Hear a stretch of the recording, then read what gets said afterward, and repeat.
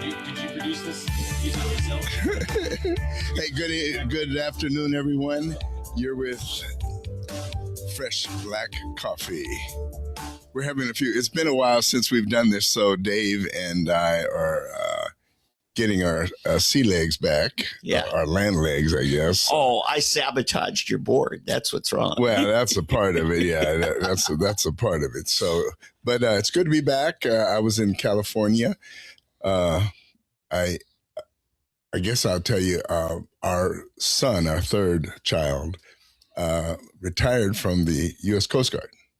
Big. After 21 years. That's the full ride. Yeah. Well, yeah. And actually he did more because he had a 2-year sabbatical flying for United Airlines. Then during COVID, he decided to go back in. Mm-hmm. And then that added a few, and then 4 years at the academy. So, Lieutenant Commander Huff is requested permission to go ashore. And they granted him permission to go ashore, and he is now ashore. But he's going from the friendly skies of the United States Coast Guard to the friendly skies of United. So he'll be flying for United Airlines now. But anyway, we had a good time. It's first time in several years all of our kids got together. So wow, we had all the kids and grandkids.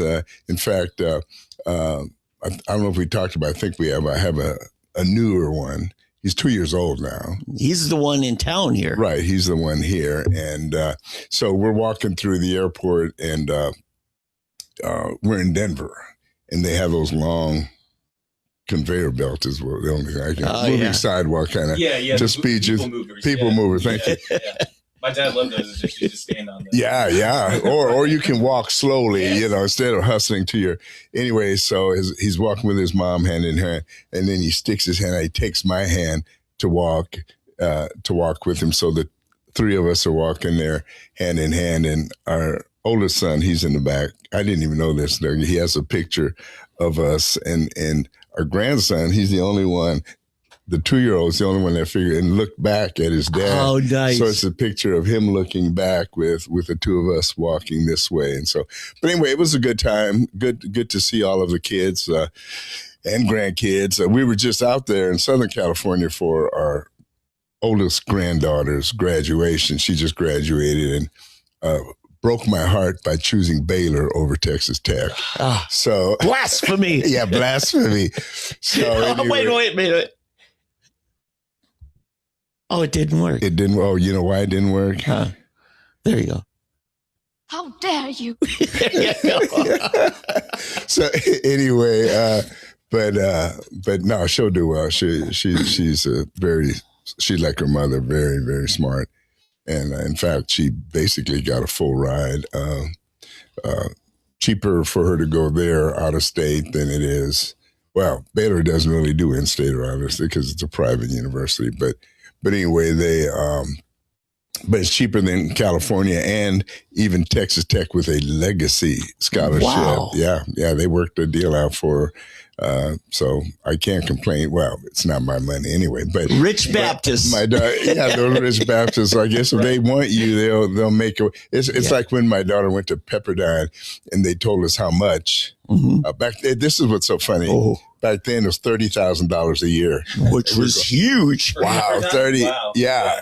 Well, Pepperdine's are 100,000. Yeah, over 100. That's what I'm saying. Yeah, I know. Yeah, that was back then. And so anyway, but the first thing they had a meeting at Heritage Hall in Oklahoma City. Oh, yes. Their version of Holland Hall. Oh, but yeah. Anyway, so the guy who is doing the meeting for prospective students to recruit there in Oklahoma City, he says, here's the price tag that I said, but don't worry about it, because if we accept you, we will find the money for you to go. Yeah. And sure enough, we get this call from this counselor, and she said, it's real funny because, Mr. Huff, this is so-and-so, Pepperdine University, and a financial aid office, and we're doing your daughter's package and and I'm sitting there, okay. And then she starts going through, and I would say, well, I work for XYZ insurance company, and they have, forget that. We have a much better one than that. And so she was poo-pooing all of my, financial investigation and looking into things. And by the time I think when my daughter graduated, after 4 years, her entire student debt was under $6,000. Wow. Yeah, and it was $120,000 for 4 years, but that's how. Yeah, so that's the key for you people out there who may be afraid of prices and costs and everything. If a school wants your child, if they want it, they will find the money because they're competing all the time to get the best students. Yeah. So now Oklahoma has their own deal. Mm-hmm. The I can't remember the name. Do you remember? Promise? The Promise, Oklahoma Promise Scholarship. So if you're an in-state student, they basically pay all of your tuition. Okay. I mean, with the 2.5, you have to have a 2.5 grade point average. Yeah. From junior high, from graduating from high school, 2.5, and they will essentially pay all of your tuition and books. The key thing is signing up. Tell us about that. Exactly, because my former administrative assistant here, her daughter, they didn't know about it. Yeah. And so, to me, I think it's wrong. I mean, to make them sign up in junior high, it's like the seventh. It's the seventh grade. You probably went through that fight, or did your parents not know about it either? No. They didn't know about it either. In fact, that's something else that was actually a sore subject with me when I actually went to college, because when I graduated in 2006, 20 years ago, I was actually the last class. Eddie, we don't have him on. Oh, I'm sorry. You want to introduce him? Oh, yeah. Hey. Sorry. Yeah.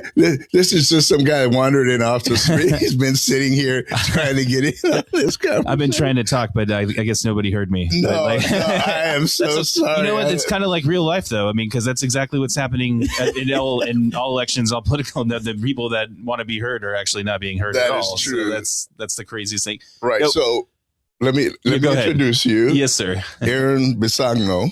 Or Bisogno, Bisogno. Yes, if you're Italian, that's just put something like Bisogno. You know, do the fake Italian accent. Yeah, goes great with pastrami and prosciutto. I was going to say prosciutto.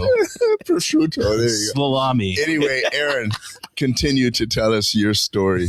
And then we'll introduce you more formally. Sure. No, first of all, thanks for you guys having me on. I mean, I really appreciate being able to talk to anybody, even if we weren't on the radio or on air or on podcasts. It's awesome because connecting with people is really what life is about. Mm-hmm. And you guys know that more than anything. Yeah. It's hard to do it in this July heat too. Yeah, no, that's why we're inside. And I mean, I'm glad.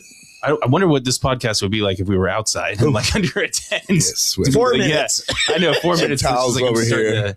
Work out all my sweat. So anyway, continue. What happened in your situation? We're talking about the Oklahoma Promise Scholarship. Yeah. You're not getting it. Yeah, no. So I didn't even know about it. My parents didn't know about it. I mean, there were 4 kids growing up in my family, and we all had different paths that we took, and it was ingrained upon us to go to college. And I never really was, thought I was going to go to college. I thought that maybe eventually I was going to get some kind of like scholarship for playing sports, but the more my career gone on, my talents kind of went away from me. And so I started applying to schools, and I was going to go I went to TCC right off the bat, or a community college, because I didn't know the year after they started the Tulsa Cheese program where they were going to pay for you to go to TCC. I have friends that graduated 1 year after me from other schools, and they actually got in the program, but I was the first one left out. And so I didn't know about any other. And then I did continue going to school, and then I started to realize that it wasn't for me, because like I think a lot of the schooling, it's really good, especially like if you're going into a field that really needs the collegiate acumen and you need to learn certain things. And the sciences, yes, exactly. I think everybody that wants to go should go, but like I started to realize that it wasn't for me, and it was better for me to get a full-time job and then learn more about life that way and get more experience that way. And my friend said the same thing, because we originally didn't know what we were going to do. We thought we were going to be like filmmakers. And so we went to school for film, and we kind of just got caught up as like, oh, well, school is actually not only an opportunity in many fields, but like the field that you can build yourself up. And he realized it right away that it was going to take more than a Herculean effort from you. It was going to take a lot of like sponsorships, a lot of people with money, a lot of different things. And he kind of bailed early. I still continued it because I did believe in it, and I worked really hard, but it came to a point where I couldn't really afford school anymore. And then I ended up, just getting a full-time job and then going down that career path. But, So what career path did you end up taking? yeah, so I ended up taking financing. That's actually what I'm doing right now. I'm a loan officer at a finance company, and I've actually been doing it for almost 15 years now, advising people, helping them clear their debts, looking at all through their budgets, helping them with insurance sales, a bunch of different things that go along with it. Great. Yeah. Do you have an insurance license? I do. Yeah, I have through the state of Oklahoma. I'm licensed to sell term life insurance. Okay, and also, it also covers like annuities and stuff. But my company doesn't carry that term portion. or whole. Term it's or all whole, in the yeah. same license. Yeah, exactly. Yeah, term or whole. Yeah, you know better than I. Yeah, Annuities I'm is a bit studying for it different. now. Oh, you are? No, that's excellent because my best friend, his wife, actually just decided to take the test on a whim because she wanted more accreditations and licensing. So she's really smart. She's probably one of the most brilliant businesswomen I've seen before. Who's this you're talking? Oh, this is my friend's wife, okay. Tanya. Okay. Hey, yeah. so I just noticed something. Now, you got something on your T-shirt here. Oh yeah. Is that Uncle Ben or Uncle Tom? No. That's Shaquille O'Neal. Oh, that's Shaquille. Yeah. Shaquille Oatmeal. Yeah, Shaquille Shaquille O'Neal, yeah. Shaquille Oatmeal. Yeah. Okay. If you can turn a little bit, maybe so people can There you go. Yeah, there you It go. see shows. that pretty clear. Yeah. Yeah. Shaquille Oatmeal. Shaquille That's interesting. Oatmeal, So, yeah. what's the story behind Shaquille Oatmeal? So, and again, this was ironically, this is my best friend whose wife I was just talking about. He actually gave me this shirt like 5 years ago for Christmas, and he knew I would love it instantly. And he knew the reason why, because he's actually the reason why he was one of my closest friends is we've been talking about I don't want to say political stuff, but we've been on to the government and all the degradation of what's happening in our society the last few years and how they're pushing like certain items like transgenderism and then also the division between black and white and then just almost every possible thing that you could cover. Mm-hmm. One of the things that we talked about is like how stupid it was when they pulled Aunt Jemima off the the label and that really ingrained me because like first of all, it made me think of like two separate things. Like first of all, I never thought that it was racist. And number two was like, that was actually one of my favorite like childhood icons and one of my favorite jokes from Family Guy. Well, hey, when you're a lineman for Jinx, yeah, that's just part of your diet. I know, yeah, pancakes, exactly, yeah, pancakes and syrup, exactly. We had Aunt Jemima growing up, and I always looked at it, and then I her story, like how she was a former slave, and then she ended up cooking, and then she created a label and a business for herself based off of her own hard work. Oh, that's right-wing capitalism. We can't have that. Yeah, no, we can't. It doesn't fit the narrative. Yeah, bad role models. Yeah. So anyway, you're telling me your friend got me this shirt because he knew I would love it, and it was just amazing. And it's just a great play on words, obviously, with a Shaquille and the oatmeal, and then obviously just shoves it right back in your face, like, oh, okay, you want to take black people off the label? Well, here's the most loved, arguably one of the most loved American athletes that's ever played sports, Shaquille O'Neal, and he's always ingrained in the community. Everybody says nice thing. He's everywhere. He's in every commercial ever. Exactly. He's always known as a jokester. Terrence Williams. Yeah. From Broken Arrow, orphan kid who's now like friends with Trump.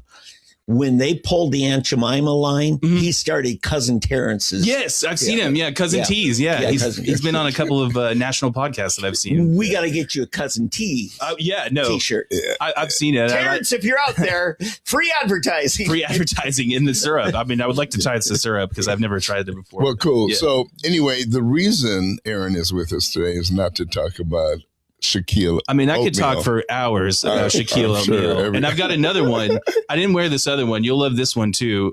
His brother, my other best friend, his brother gave me another shirt just for my birthday this year. It's got LeBron James on it, but he's got a cinnamon roll head, and it's Cinnabron. Ooh, there you go, Cinnabron. There you go. See, that's what you need. Yeah. Let's talk politics. Yeah. So you're running for the city council. Yep. And what district number is that? District 2. District 2, which covers, what does it cover? I think it goes all the way from Jinx, West Tulsa. Yeah, it's West Tulsa by Tulsa Hills, like West 81st Street, all the way down, I believe, to 23 Southwest Boulevard on the west side of the river. And then it crosses all the way to the east side of the river. To my crib. Yeah, to 61st. I think it stops at, I can't remember if it stops at Yale or Utica, I think. Utica. and then it goes all the way down to like 101st and Riverside. You know what? It does go over to Harvard. Yeah, that's a large territory. Actually. Yes. You gotta win a lot of people over. Yeah, that's the climb, totally sure. different demographics, because you got affluent people in Jenks and some in West Tulsa, and then you got the you got the rednecks in West Tulsa, like you. The proud, no, I'm not. But the proud rednecks, and I mean the proud rednecks, like my opponent, definitely. Yeah, and you're in that district. Yeah, you live in that district. I'm in the poor part of the district by 61st and Peoria. I am now too. Apparently, I mean, it didn't used to be like that. But 61st Peoria used to be an intersection. Now it's a whole region of Tulsa. Yeah. A friend of mine. You might know him or have come into contact with him. He used to run the gas station at 61st in Peoria. This one right on the corner. It was R&R. Sure. R&R Food Store is what it was called. Okay, yeah. And that was this friend of mine, one of my clients, and all. Yeah, so, yeah. It used to be a Circle K. Yes. Yeah. Way. Yes. Before, the R&R. Yeah, it's an R&R gas station now. Right. Yeah. Before, and it was, that used to be Circle K. I remember. That was before Quick Trip ran them out of town. Mm-hmm. That's a story in itself. Yeah. But we're here to talk about you today. Yeah, no. So, Aaron, you are now running for city council there in District 2. Yes, sir. And this is not your first time. Is this your second? No, this is my fifth, actually. This is your fifth time running. Oh, and so what is different this time about the prior 4 times? I don't know if anything is different other than the tone that I hear from people. And when I first started in 2014, I really thought, I was trying to play the game. I wasn't really like taking hard stances on anything. I was just saying, hey, I would just want to improve the community. I was just, wanting to, see if we can make change things, because I didn't think that we were spending the money properly. Then come like 2016 with the Vision 2016 package that was passed. And then 4 years later in COVID, it's just kind of warped everything super speed to where I'm just like, I can't deal with this anymore. I don't understand what's happening. And I've tried to make impacts because, everybody always tries to help their community. I mean, anybody who, is complaining about it, obviously they've tried to do something. Like with the main thing that people always complain about, my mom included, is that we're just overrun with all the vagrants and all the trash. And you can tell that there's a lot of crime.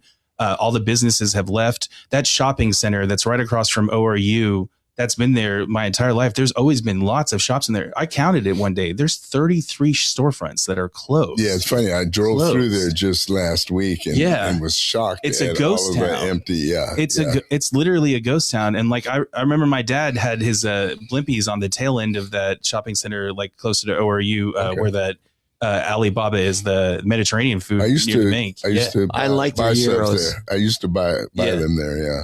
Yeah, but like those 3 stores right there are the only ones in that. And then if you go over, further down, it's like literally only McAllister's, and then also Nordagio's is open, I know for a fact. And then I know they're doing work on the old Zio's building, but every time I pass by there, and all I hear from our representative is that, we've got economic development coming. There's packages coming. People are coming.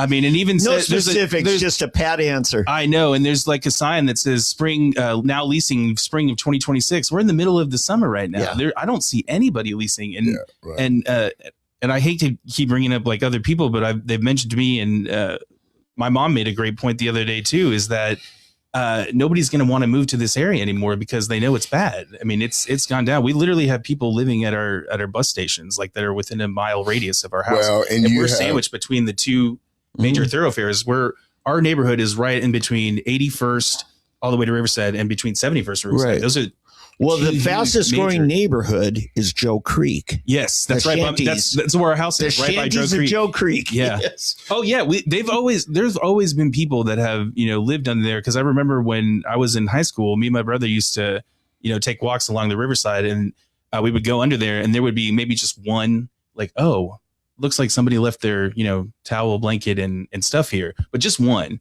Now it's like 30. Mm-hmm. Like, so you can't. They have their own homeowner association. Yeah. I guess they're a homeless now. Association. Yeah. Well, they have to belong somewhere. Yeah. I mean, you got to belong somewhere. Yeah. Yeah. Yeah. It is something that area has, but it's not alone. I mean, when I ran 2 years ago, you remember the whole situation off of Mingo. Right. Yeah, Mingo between 101st and 111th. Oh, yeah. Same thing, you got a hole in camp. And then, well, I don't want to go down that road, but it's spread all over town. And we keep hearing these promises of these new homeless residencies. Remember they built the mini homes or mini apartments for them? Yeah. Has that happened? Have those been finished yet? So I think you're talking about West Side, the village. I think it's I can't remember what the village is called, but they were building like houses for homeless there and then moving them in, and then I think they had like certain sections. I don't know if it's completely done yet. I think they are still building units, but I do know that there are people that they've moved in there.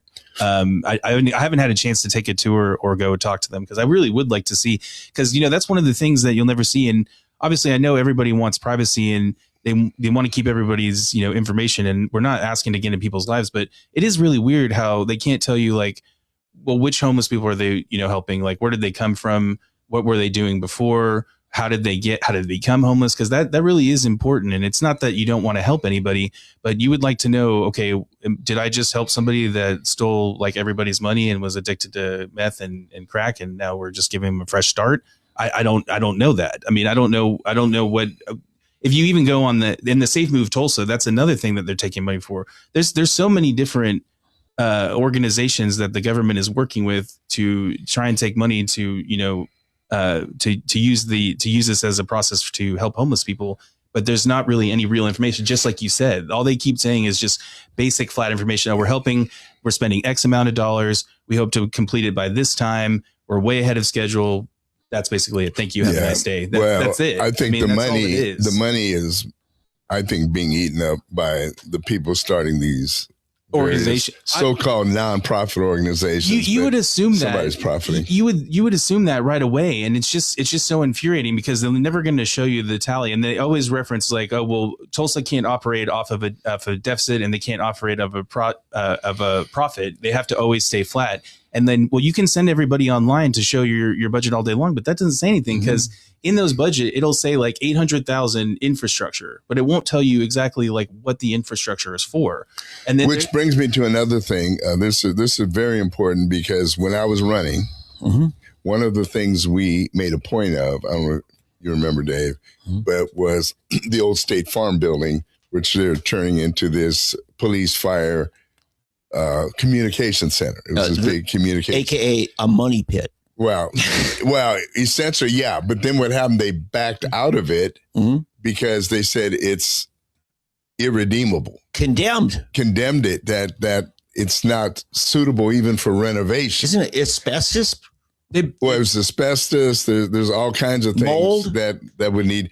But then all of a sudden I heard, were you talking about it earlier, that they want a budget now $25 million more, $25 million now throwing it to renovate this building. And I wonder where that's coming from, the money. I wonder where it's going to. Yeah, exactly. Yeah. Well, both, both are valid points. It's going to be a bond issue probably. And so you know where that's going, to a certain bank in town. And then you've got different other hands in the pot and so forth. And I live off of 91st between Mingo and the Memorial. Oh, yeah. You're in the sweet spot then right there. Well, yeah. Oh, yeah. Where they're supposedly widening the road. And it's going on 2 years now. 2 years they've been doing this.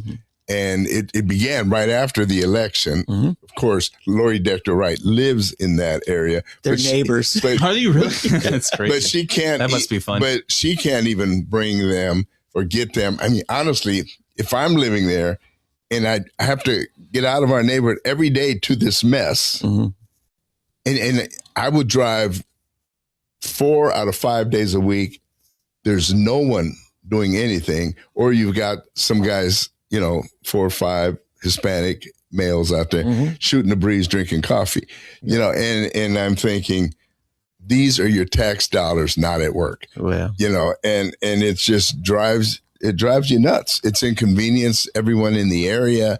It's just sitting there, and the road is going to be an old road by the time they open. Ready for resurfacing? Yeah, ready for before they open it. I mean, I don't know what's going on, and it seems there's no oversight. There's no real oversight on this to hold these people to task. That, I mean, honestly, I'm throwing all this stuff out. Now, I'm not sure if this is city or county. I think it's still city. In fact, I'm sure it is. If you go up Highway 75, 36th Street North, the soccer complex. Yeah. We were going to build one at O'Brien Park. Yeah. Which is existing That's park. a county park, isn't it? County park. County park, yeah. And it would have it's at 46th or 56th. It's 66. Or is it 60? So it's way up there. But anyway. Wow. It's really, really far up. Yeah. Yeah, my son lives there. But we could have redone that and then develop the whole area where people actually live. Sure. But then, no. We're going to build it over here. So they bought somebody's land. It's right across from the dump. The open air dump? The open air dump there off of 75. Right. Yeah. Yeah. And it's right. I mean, the dump's on one side of the street in the soccer complex. It's beautiful soccer complex. You drive by and there's sprinklers going. The lawn is being mowed. The goals are there. Nobody playing soccer. Yeah. Really? Nobody playing soccer. The only people that are utilizing, this is what's funny, is these Hispanic teams. Yeah. They'll go out there and you'll see them out there playing, on weekends, playing their games. These are just amateur, pickup games, and these guys go out there, which is great. I don't mind it. But it's just crazy that we spent all that money, supposedly, because the way it was advertised, we're going to bring in these national tournaments, soccer tournaments in Tulsa. And there's no hotels, there's no restaurants, there's nothing in the area. I know. Close to it. No. So why are you going to bring it in? Oh, and actually it's right across on the other side of 75 is the BMX. Oh, yeah. Another thing that they touted, the United States BMX headquarters are right here in Tulsa. I mean, how many people are still into BMX? I thought the old Driller Stadium was supposed to be a BMX complex. Apparently not. Yeah. No? I don't even know what the old Driller Stadium is used for now. I think it's just mostly soccer, isn't it? For the professional team? Or do they play at One Oak? Yeah, I guess? is that the one? Is it by La Fortune, the old Drillers? No, it's 16th and Yale. Oh, right by the fairgrounds. It's the fairgrounds. Oh, that's right. Yeah. I remember. Yeah, that's that. Which, by land. the way, was the greatest. That's where the stadium should have stayed. I mean, because like in downtown, like everything else, it's like, oh, hey, look at the jewel of our city. Instead of putting it where like there's people and like everybody could come and all that stuff. It was such a great area of the town. It's about who owns the property and who are we going to bail out. Bingo. That's exactly it. In fact, 2026, it bailed out the property owners downtown. Yeah. And if you go downtown now, one of our kids gave us a gift certificate of some restaurant where food's overpriced and not that good. And you walk in and they looked at us like we were aliens or something because it is yuppie kingdom. Yeah. Mm-hmm. Preppy and yuppies. It's unbelievable what has happened to the center of Tulsa. The center of Tulsa is like a foreign land. Yeah. You've got all these, and it's these people they've imported the Kaiser money. Kaiser gave $10,000 bonus to anybody that'll move per year to per Tulsa. year, like indefinitely, or I don't know for how long. But in fact, I just met somebody who out of state that said, "Oh yeah, a friend of mine moved to Tulsa. They're getting this money." And I didn't even know about that. They were offering people $10,000 to move to Tulsa. Yeah. Wow. Yeah, Kaiser. And then you could apply for extensions on it. Yeah. Yeah, and so, but it's like being in a foreign country. If you come from anything south of 31st, and then especially if you go into the suburbs and all, it's a totally, like, to me, the best I've seen as far as true urban planning and renovation and bringing an entertainment district is Broken Arrow. Yeah. Main Street and Broken Arrow. Absolutely. I mean, we go there all the time. The restaurants, ice cream parlors, you name it. They've got that old train station there. Oh, yeah. And everything. And then you've got their theater out there. I mean, those guys. In fact, I was on a flight with the city. They have a city planner. They actually have. We don't have one in Tulsa. I thought we used to have one though. We did, but not anymore. Oh. And so we have a city. I think we still have city manager. I'm not sure or not. But I think as you're far right, yeah. as far as a planner, we don't have a planner. Well, this guy's whole job was planning. We're sitting on this plane ride from Dallas or Houston somewhere, and nicest guy.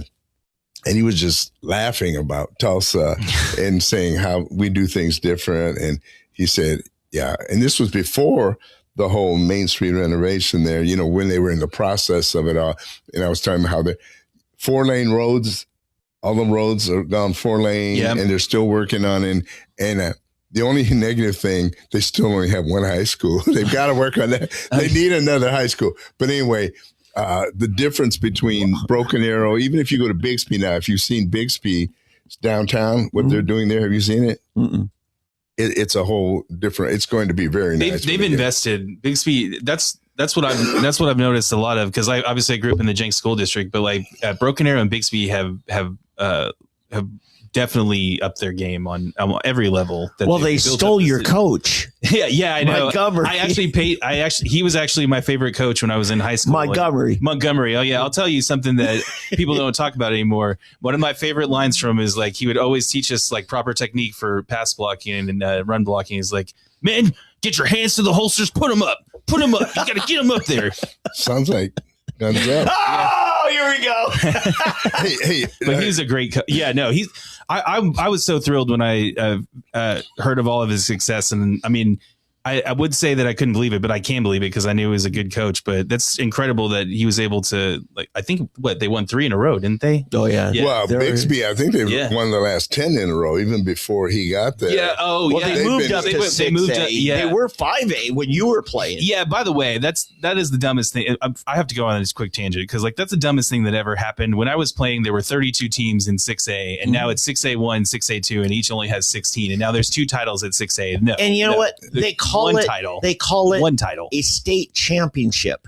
It's club ball with only 16 teams in the club. I know. You know, they have like how many long lists? Each one get to say we're state champions. Yeah. And it's club ball. And I remember somebody telling me from the OSAA or OSSAA, like that they wanted it to mimic it like the NFL, because the NFL had 32 teams. I mean, it was perfect. I mean, you had 4 divisions of 18, or when it was 8. It was 4 divisions of 8 teams instead of 8 divisions of 4. But still, you had. You could always see where the lower teams were, and then when it got time for the playoffs, you knew the top half was definitely going to be there. Now it's just with only 16 teams, like the competition is way less. And at least have a playoff between the 6A1 and the 6A2. That's what I was going to say. Make it the Super Bowl. Do the NFL AFL merger. I really want, because there's 4 teams now. There may be 5 that are super schools. Yeah, their enrollment's way higher. Than the rest of them. I mean, if you're like a Stillwater or Pryor or Bartlesville trying to compete with a Broken Arrow has 3 campuses that they could turn into 3 high schools, and all 3 would still be 6A1. I'm sure they would be. Yeah, with the amount of the student body that they have in there, definitely. The second biggest by population high school in the nation. Where's the Broken biggest? Arrow? I did not know that. It's New York, something. Oh, gotcha. PS number 29, PS 121. 59. Yeah. Well, here's the thing. They think that if they're going to get that gold trophy in the trophy case, they got to have this huge draw from, because they need 11 players. And they think that their real goal is that piece of plastic with a gold shiny fish. That's a real trophy. You mean it's not real gold? It's not. That's a bummer. They told us it was real. I mean, you and your teammates were the trophy. The kids you raise up and develop, they are your trophy. The school district that thinks that it's a piece of plastic has lost their way. You're absolutely right. Replaced. And think of all the kids that could have been developed. That's it right there. And because if you got 3 high schools, now you can have 33 kids on the field at any one Friday night. Yeah. And then you still have a kid come out of McLean. Yeah. And end up being all world top running back. Yeah, in the NFL. I mean, that's what I was going to say, because like we've definitely churned out like good college prospects and pro players, but like if you look at Jenks, like it's not like a pro or a college factory. I mean, they come from everywhere across the state. There are great players everywhere. I mean, I was fortunate to play with some great players. Who I hope to see tonight, Chase, like Beeler. I know that he went to Stanford and played for Harbaugh, and then got to play in the NFL, I think for San Francisco, and was on the practice squad. Yeah, so. And that's exactly what happened in Alabama. Found some tape on this kid from McLean. Yeah, the coach from McLean sent the tape to what's his name? The Alabama coach. Alabama coach. Whose name we He's can't. retired now. We're allowed to forget his name. Nick Saban's name. Yeah, that's funny. So, Aaron, back to your because we'll start chasing rabbits. I know. I mean, I talk to you guys all day long. It's fine. But so tell us the main priorities that you see for Tulsa, particularly your district. Gotcha. What do you see needs to happen there? Absolutely. And I do apologize if I butcher this, but there's really only one priority for me. We've just got to stop the money flow. We've got to stop the money flow from all these different programs that we're putting to.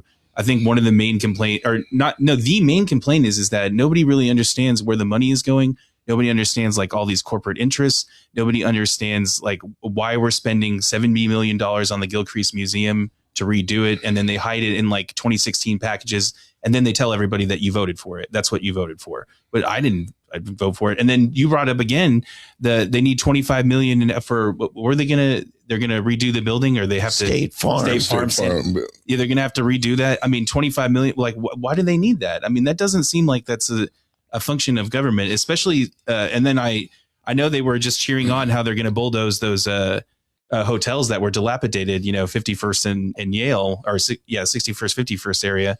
And they're going to put a bunch of money on that, and they're going to raise the hotel tax. And so it just seems like at every step of the way, if the government can spend more money, they will. And that's just it. Stop. They think throw more money at it. If we any problem, throw more money at it. Well, a lot of it, though, I think, is private interests who have their hands in government pockets. That's, if you really dig deep down, you'll see that it's the construction companies that we used to have 3. I think we're down to 1 or 2 now. Crossland, it seems to be doing, in Manhattan used to be one, and then there was one other, I can't remember the name of the other one. Becco Construction. Yeah. Becco. What happened to that? Are they still around? They're still around. Yeah. Oh. Yeah. But it's the money going to these other interests. And here's what's funny.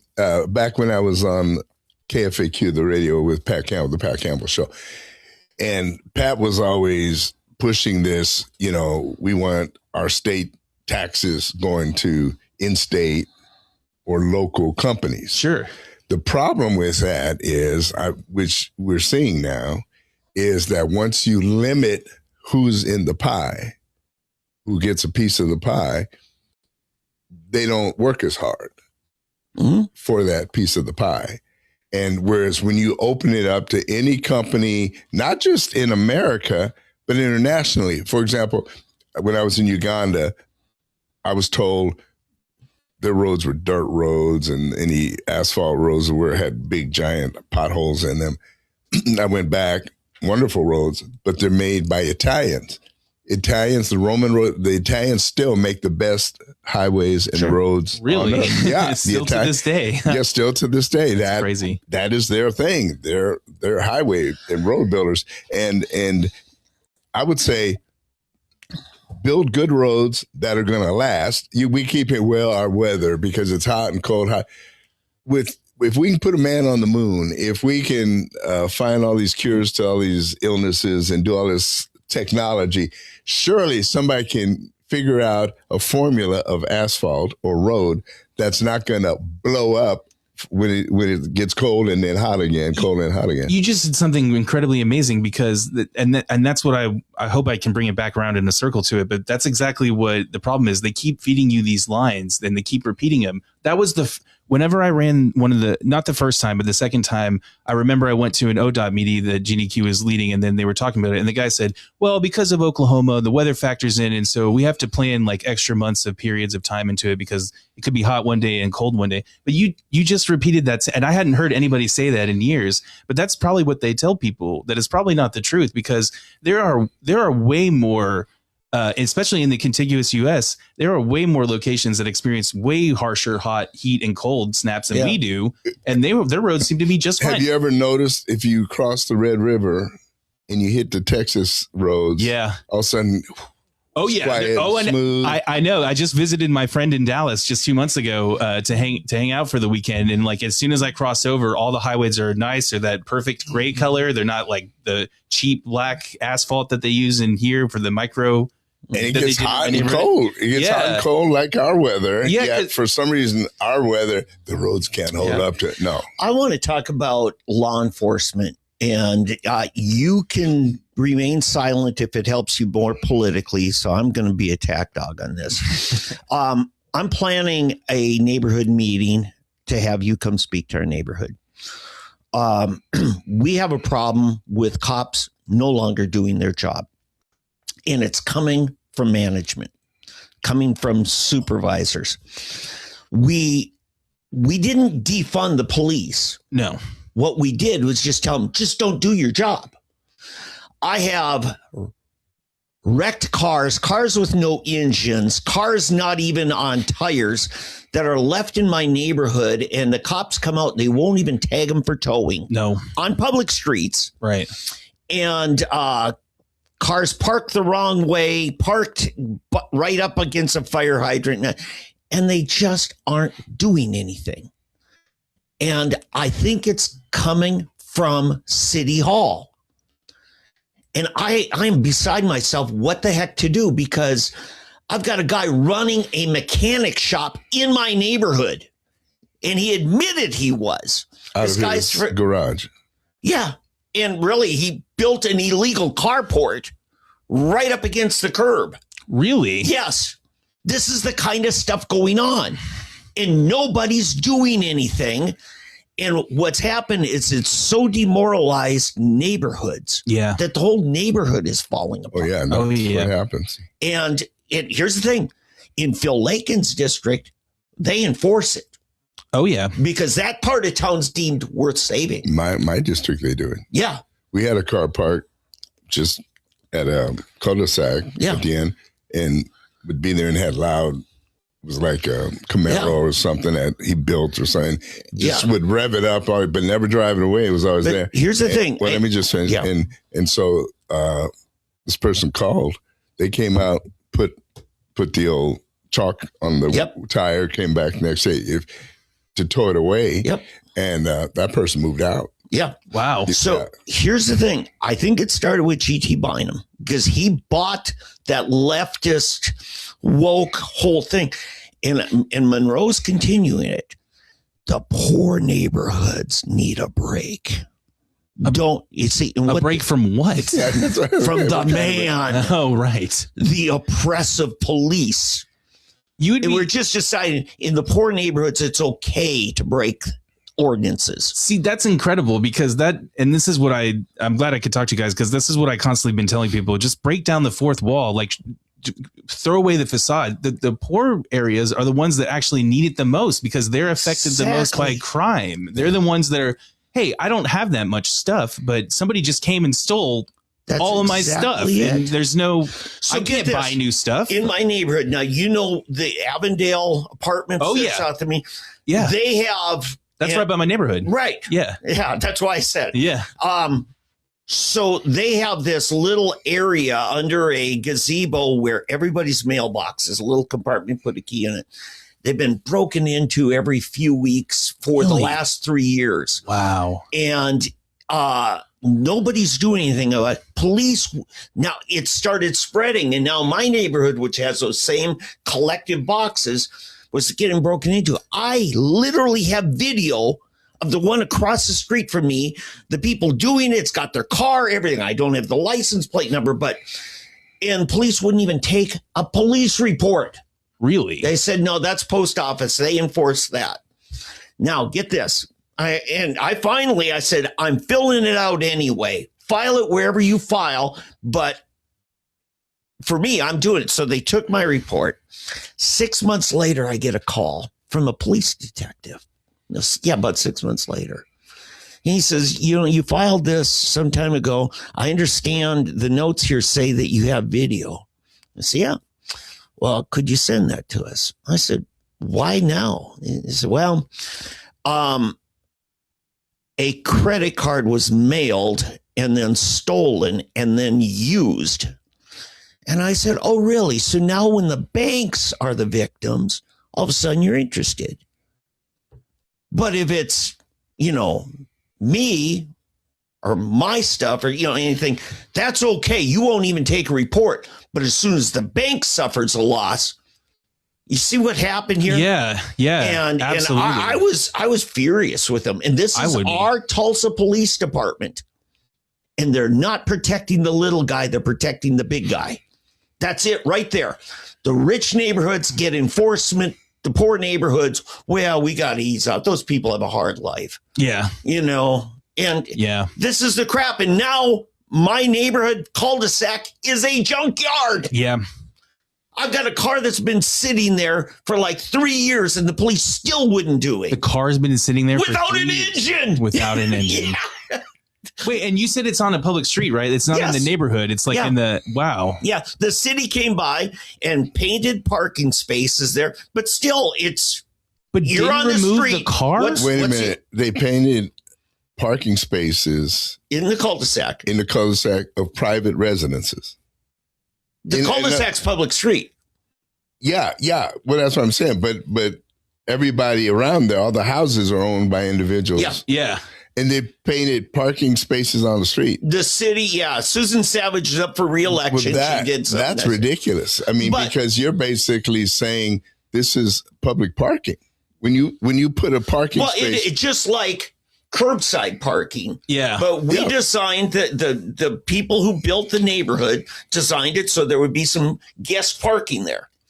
Because these are patio homes. Eddie, you've been there. There's like, we're cramped in. Yeah, but still, you should. But still, here's the point. City ordinance, it can't be there more than 48 hours. That's right. And you can be marked for towing. It's right. So if somebody calls, say, hey, it's been here for a week. Okay, we'll put a tag on it and then we'll come back. And if it still hasn't moved, that tag's still there, then we're towing it.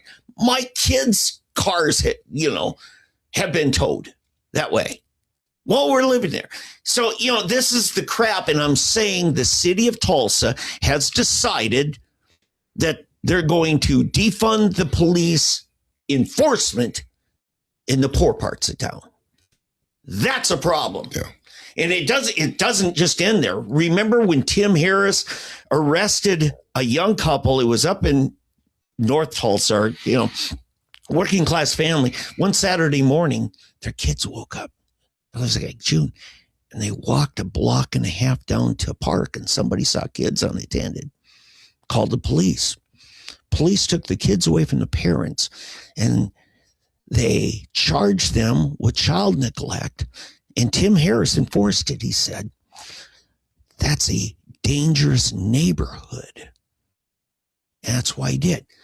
If the kids had lived a block away from Hunter Park in South Tulsa, they wouldn't have done it. So what do we have?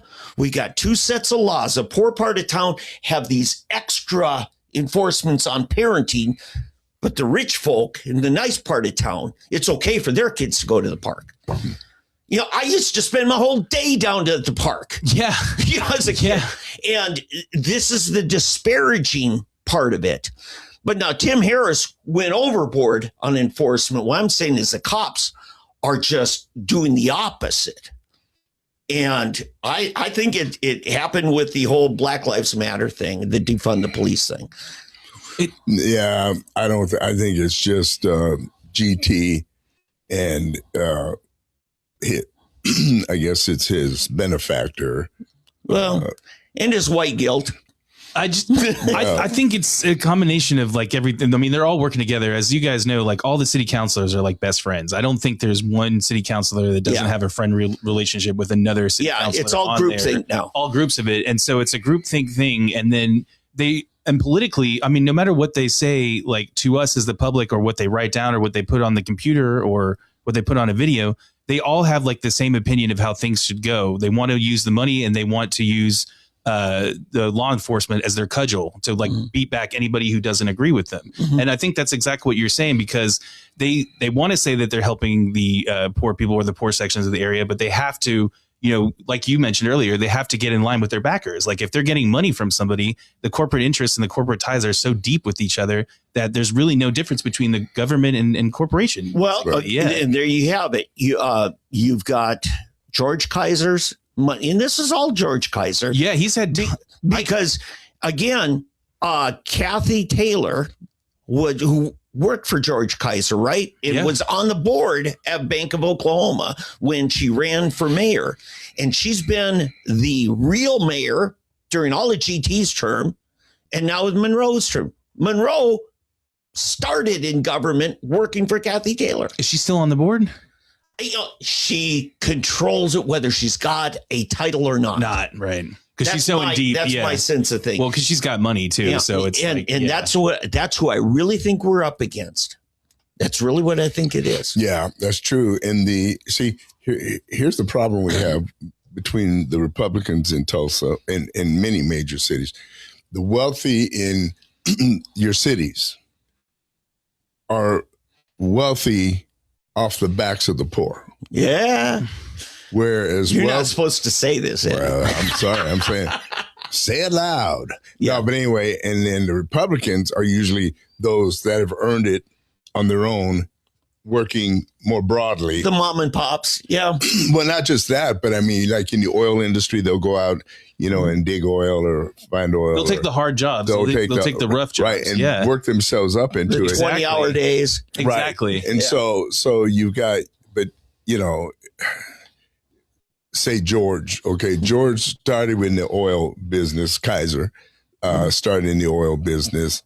However, he's moved into the banking business. And if you ever look into how he got a hold of BOK, it's an amazing story. He basically stole the bank of Oklahoma. The federal government handed him BOK and money along with it. Exactly. And but whereas generally you're because there are some wealthy Republicans. Problem is they stay removed from the poor parts of town because they don't, like you're talking about your area, okay? Where I live, I guarantee you nobody even knows about or thinks about what's going on in West and Western Tulsa or in North Tulsa because we're not faced with it. Yeah. Right? And so that's how these people are able to get their power and their money from bamboozling the residents by promising them and telling them that people in South Tulsa and in Broken Arrow all around, they're your enemy. Yeah. We're your friend, but we're your friend, although we're going to take 90% of anything that comes in on your behalf. I'm sorry, Aaron, we're stealing your time. No, that you're fine. I love listening to it. Well, here's what happened. Y61st in Peoria. Yeah. Is when Roger Randall became mayor.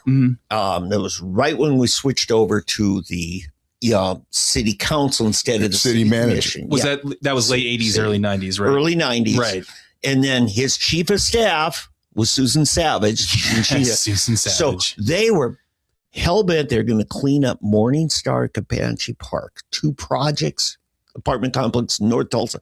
Horrible crime, all kinds of issues.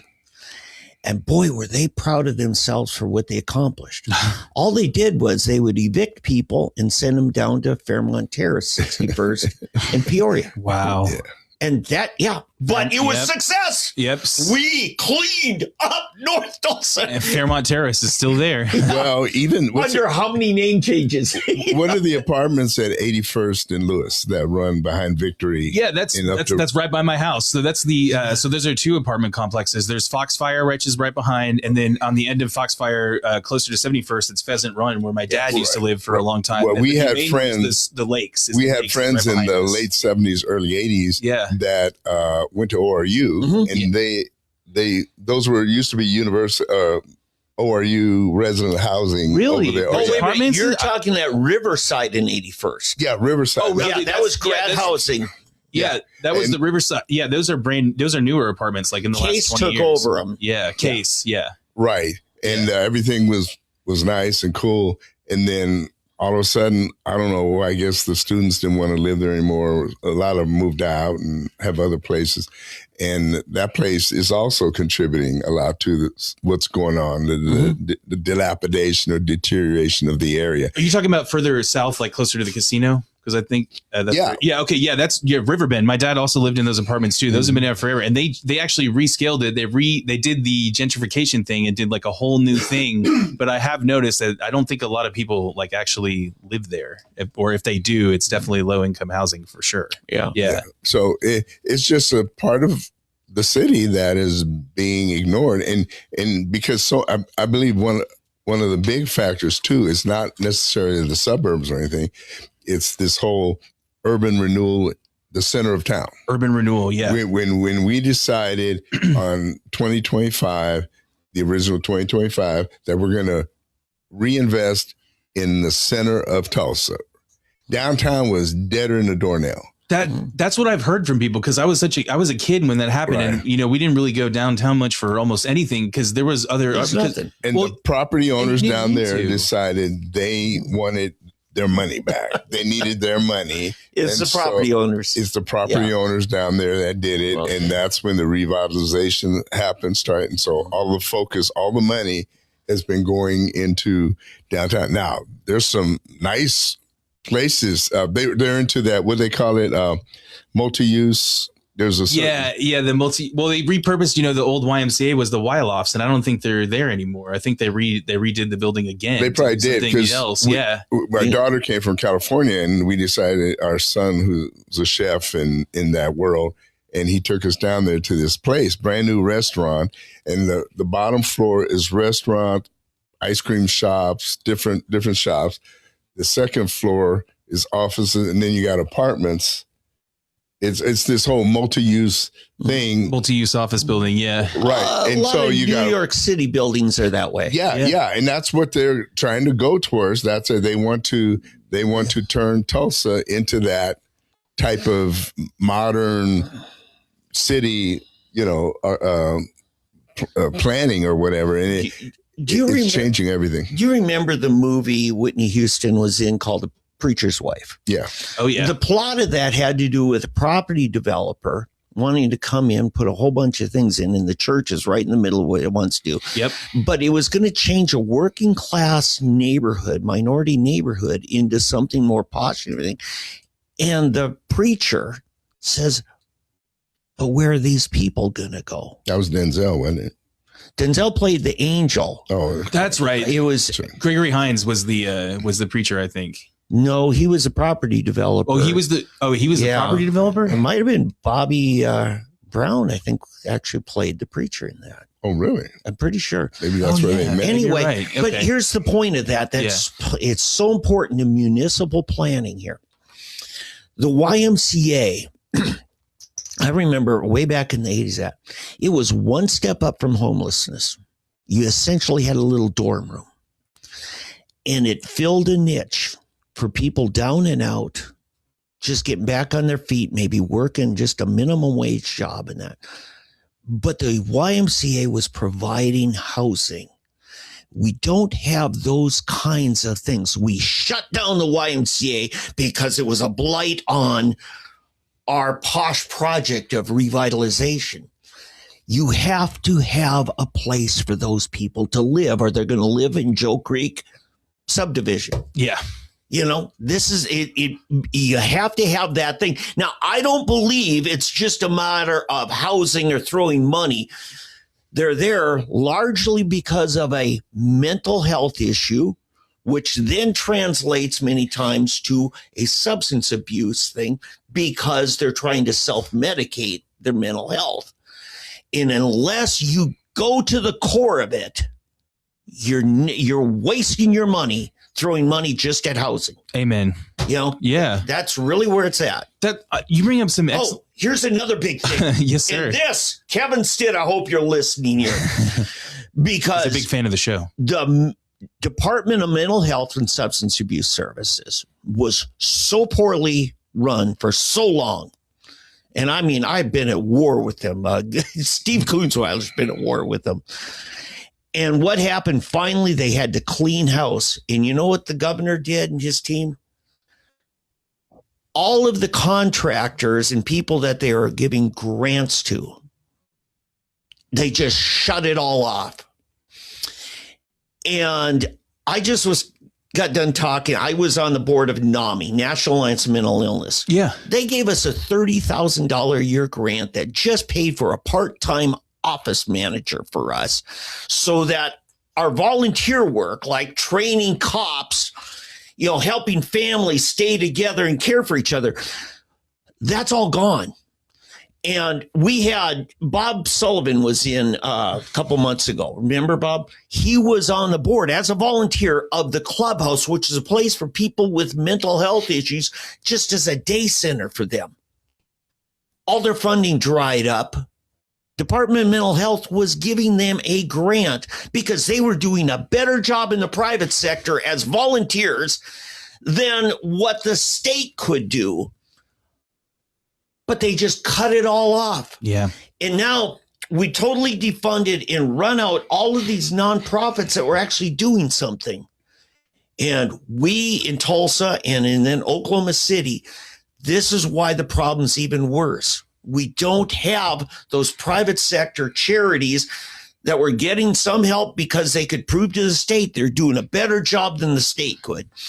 And that is part, as any member of the city, you got to raise hell with the state because the state fell down on it. Yeah. So I'm blaming them too. No, I agree. I mean, it's all cyclical because the city government is obviously working with the state. It's more, but I mean, especially since, and I didn't even learn this until the first time I ran because everybody knows what our sales tax is, but we have to give a portion to it of the state and then a portion to it of the county, and only a portion actually goes to the city. Mm-hmm. And so, I mean, the money that we're that's supposedly going to the state to help us with the state roads and all that stuff, that's not being helped either. Mm-hmm. All the infrastructure is just taking a back seat to, just like you guys both mentioned earlier, they're all just pet projects. Like all of the counselors would rather just spend the money on the stuff that's going to get them good pub, good relations with whoever their corporate sponsors are. And they're not actually that's incredible that you mentioned those people, they were getting grants. Cause like, that's actually the only type of situation that I would want a grant to go to is like, wait a minute, you're doing a really good job with only $30,000 and you're helping people and you're not asking for a bunch of ridiculous like state funds for like millions of dollars. Just have it. Why can't you use that? I mean, but the grants that they throw nowadays, they just give it to all like weird corporate alignments, like weird sponsorships. The counselors themselves, like they vote on giving each other like resources for their own charities and stuff like that. That's the most ridiculous. Obviously, you guys know about the Vanessa Hall Harper thing, and then what just happened with Lori Dr. Wright, where she sat out for the vote, but then my counselor voted to give her the money anyway for her project. And so it's just stuff like that. It just boggles my mind. That's a huge indicator that even if we did have the money and we agreed to use it on the right thing, if we don't give it to the right people, then it's not going to do any good. Just like you said. Yeah. Yeah. It's a tough situation. The problem is that I think the gentrification and the so-called urban renewal, bringing in basically all these yuppies from all, Kaiser's funding of all these people at $10,000 a year. That I think has led to where we are. So now you've got this giant voting block. For example, in the last several elections, Republicans and conservatives have won everything in the state except Tulsa, Oklahoma City, Edmond, Yeah. wherever the university are. Yeah, population. Yeah. Right. And then, of course, it's not, and of course, what do you have with the university? You have the teachers, all of the people that get paid by that. The other thing is your teachers, your public school teachers. You know, I ran here in this district, 11, and 7. You said 11. I'm sorry. Yeah. 7, 11. 11, yeah. Anyway, and like from about 61st down to 41st is on this side, right where we are, is where just boatloads of former and current teachers are, retired teachers and everything. And they've got that mentality. And so it's a hard, I'm not the only one. What's his name that running for the state? Paul Wessoff? Yeah. Oh, yeah. No, not Wessoff. Paul. Oh, I'm sorry. Paul Hassing. Hassing, yeah. Hassing, yeah. He's tried it for several years, and it's just like pushing a boulder up a hill. I mean, because these people are so entrenched in thinking that Republicans are their enemy and Democrats are their friends in education and so forth. And the thing I keep trying to get through to people, which is very hard to do, it's getting harder, is that education is not about the teachers. See, this is the thing. You might actually, it might not go very far in some case, but we've made it about the teachers instead of about the students. Yeah. So we have failing schools, but well-paid teachers, and it's still not enough. They want more money, even though the kids are failing more and more. Yeah. Did you read my mind? I mean, that's something that I've railed on a lot. And I always want to preface saying, because like there are a bunch of fabulous teachers that I do think that there's so like if they were in like I don't know, professional football or professional sports, they would definitely be paid like higher, like based off of their skill level and talent. But like you're talking about where you're going to work, like the same thing with my job, like somebody who has like same, skill level, and, you can do, loans and you have experience. I mean, you're probably going to get the same like hourly salary that I would get based off of your experience. Same thing with teachers. I mean, you guys all go in knowing that you're just, you're educating, and it's not just education. It's important. Just like you said, they think it's about them though. They think they're not being paid enough to deal with your children, which I think is really weird, because I thought like that would just be like no, but like you get the goosebumps, like I get to teach and mold young minds, like, and that's not enough. Like, I mean, that's a calling. It's a calling. It's just like anything else in life. It's a calling. It's something that you wanted to do. Like, I would love to be a teacher. I mean, I've always felt like sometimes I do a much better job teaching somebody to do something than I could do it myself, because you gotta figure out, okay, what do they resonate with? Like what links with them? Like, I think there was a line from a movie where somebody was like, I don't know if I can learn this. Man, it's like, dude, I can teach Japanese to a monkey. I just need a connection. So let's just connect. It's like, and then he started talking about like world wrestling, and he's like, well, just think of world wrestling, like who the Ed McMahon is, like the whatever a historical figure. And then they started talking, and then he ended up passing his test because like he was a really good teacher. But that's what I'm saying. Like you can, and you don't even need like money and resources to teach people. I mean, obviously we always want to have like the best books. We always want to have the best things. We always want to have materials, but you can teach people by just sitting in a field and telling them about things. Well, I mean, and what should tell you something is when Epic, and it was the big Epic charter schools. Yeah. And Epic was paying teachers bonuses at the end. The good ones, they were getting paid more than the regular ones. And you had some, I think they were getting up to $100,000 a year. 2 special ed teachers 10 years ago. And this is, David and Ben both told me this. The founders of Epic said they're getting 102 and 104,000 a year. And most of it is the stipend they get for each kid who is deemed to have had a successful academic year. Exactly. Oh, and they give you like 30 kids that are on your plate that you got to check up on. If all 30 advance, you get your base pay, which they paid like 65,000.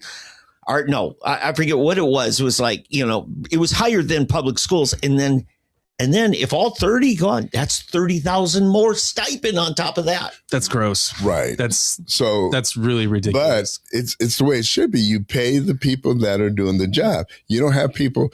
I remember several years ago, McLean, before it was a academy. Yeah. There was they hired a guy to.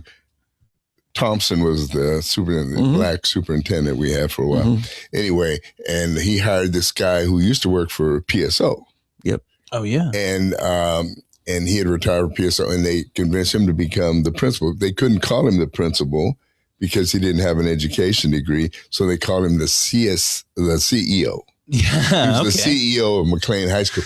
So he got in there. He was in there for 2 weeks, and all of a sudden, because of what he was doing for PSO, he realized something's wrong here. You know, you had entire classes where no one got more higher or lower than a C. Everybody in the class got a C. And in other classes, you had them getting A's or B's, but it was not based on what they were actually learning. It was more on who they are and who their parents Oh, were. my God. And he was, I mean, and he got into it with the superintendent because, and here's the thing too, the feeder schools, the middle school, Monroe, and there were one or two others up there that fed the kids in there, the elementary and junior high. What they were doing, this sounds terrible, they were purposely keeping them as failing schools. Yes. Because they were getting federal grants and money to bring, but the money never went to them. It would go to Memorial, Edison, and these other schools around town instead of going to where they needed. And he actually told me that he realized what they did. They needed to keep these as underperforming schools to keep getting that extra money. Yep. And, I mean, some federal grants. It's a cash cow. It's the gift that never ends. It never stops giving. You can give it to whoever you want. And the funny thing, those three schools that you mentioned, and I do apologize because I haven't paid close attention since I graduated. But I remember, I mean, I had respect for any school that we played or any other, people that went to schools, because I always just thought, Jinx at the time, because I was a kid, like, okay, everybody's getting a similar education and they should all be respected and everything. When you come to go to those schools, you just mentioned they get all that money. We've been to Memorial plenty of times.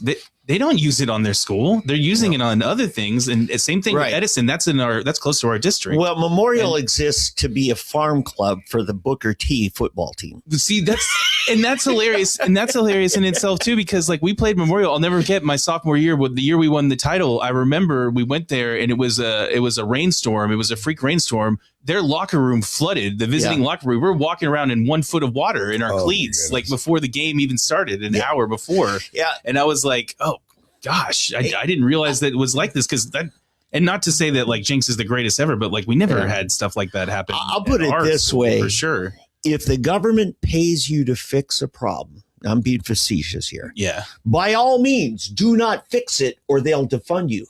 That's exactly that's why they're doing it. Hey, I tell you what, we've really gone over our hour, but here's what I want to do. Yes, sir. Yeah, I've already mentioned I'm going to be holding a neighborhood meeting for my neighborhood. I'm supposedly part of the homeowners association. You're the CEO. Yeah. But I'm saying to people now, he's going to explain where his district is so you confirm whether or not you're part of it. But I'd invite you to reach out to Aaron.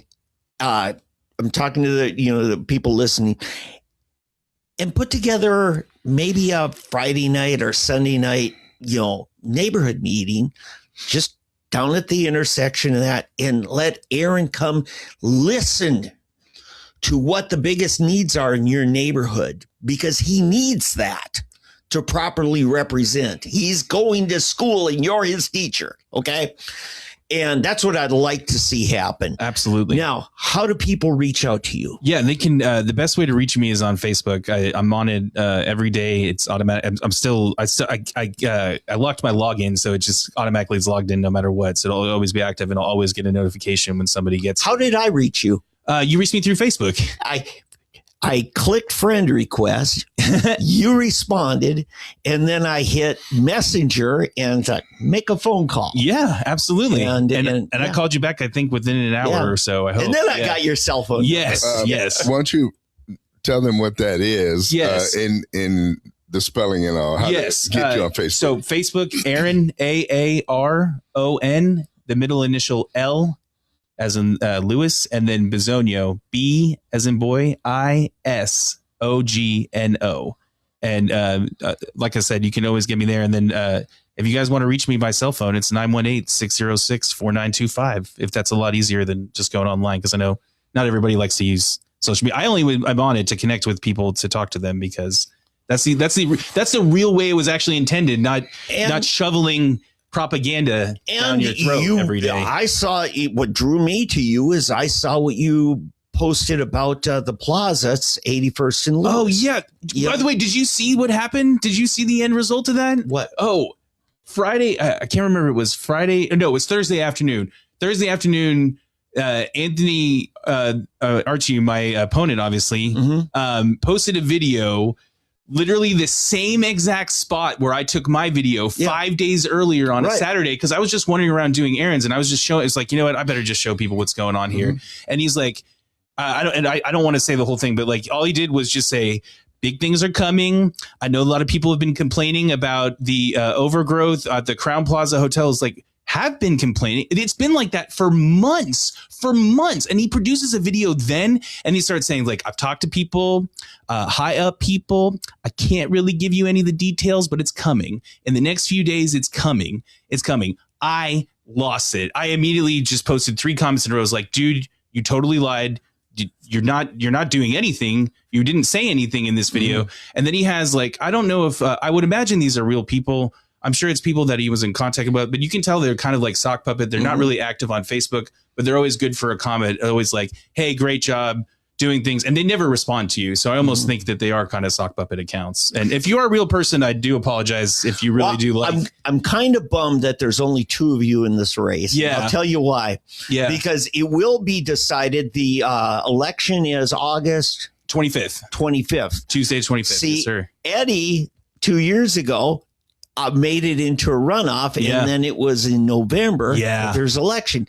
That's one thing I will change, by the way. We're not doing elections anymore in the summer. That's the dumbest thing in the world. So, well, you can go back to partisan elections. Yeah, too. yes. So they switched it back. They did just switch it back. Really? Yeah, they did. Yeah. When does that take effect? That should take effect this election. They just did it right before this past election. Wow. They switched it back to where it was.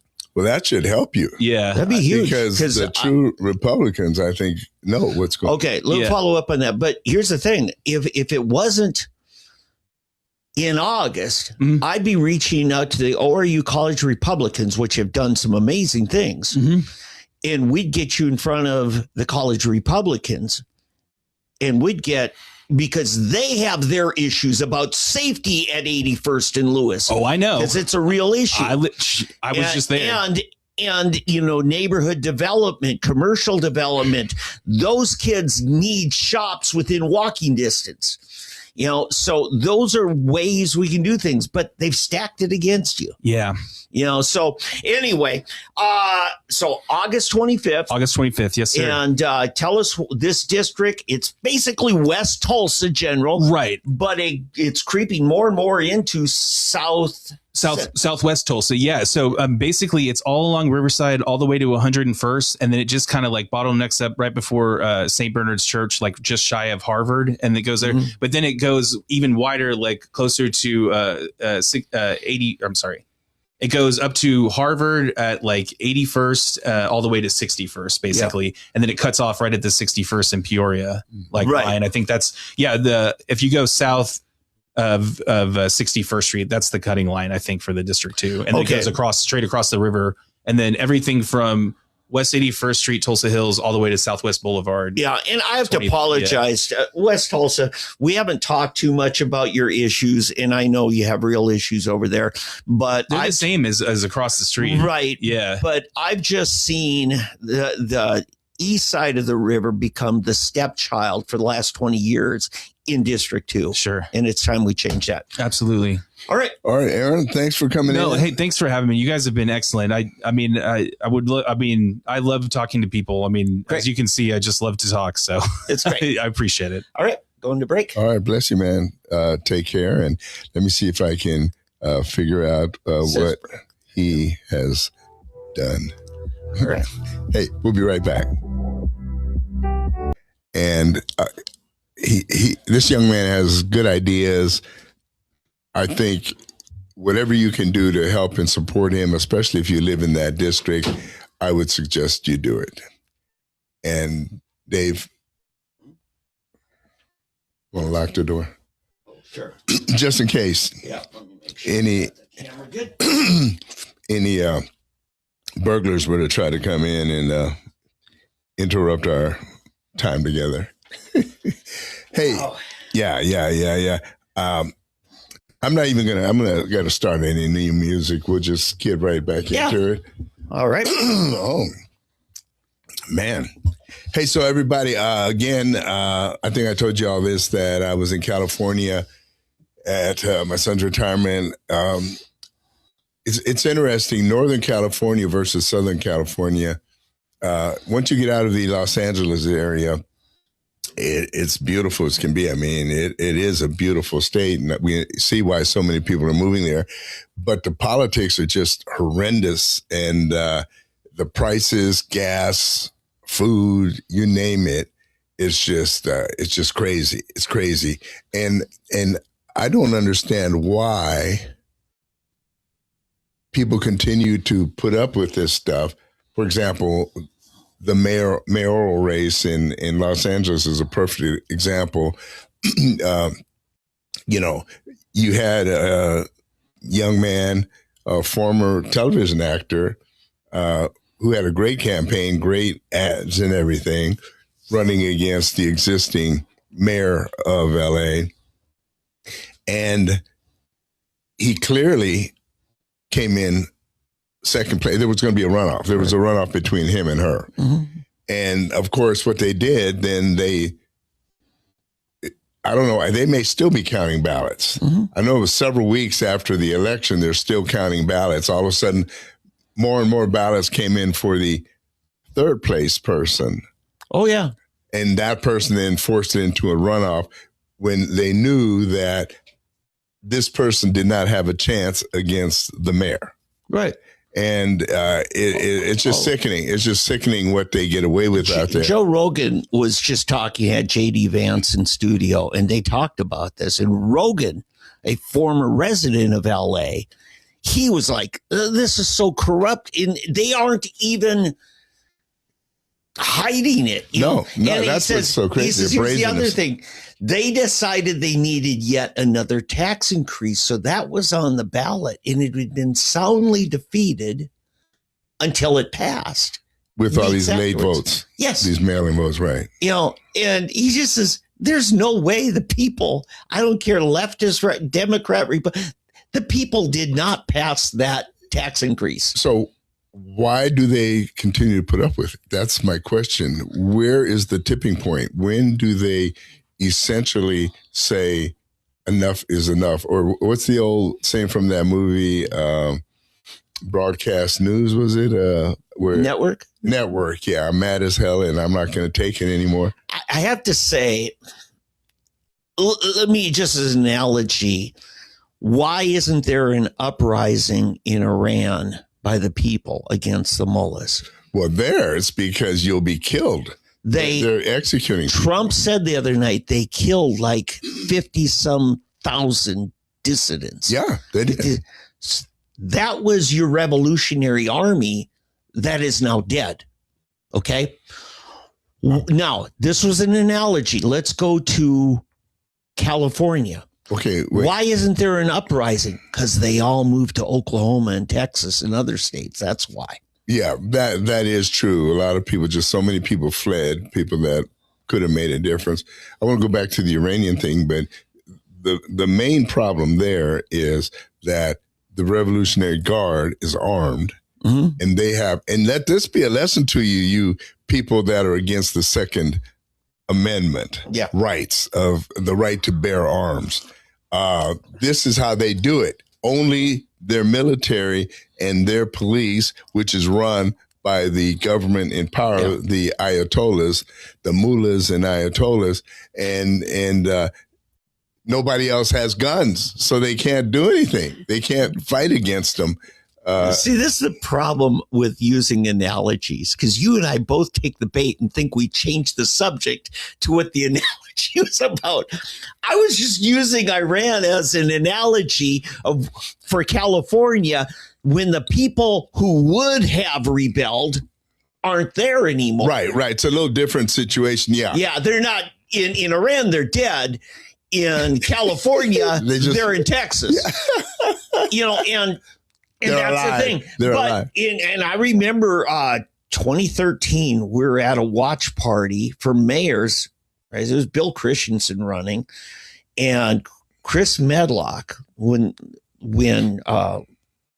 Christensen lost that primary, he said to several of us who worked on it, he said, I don't think we'll ever have a conservative mayor in Tulsa.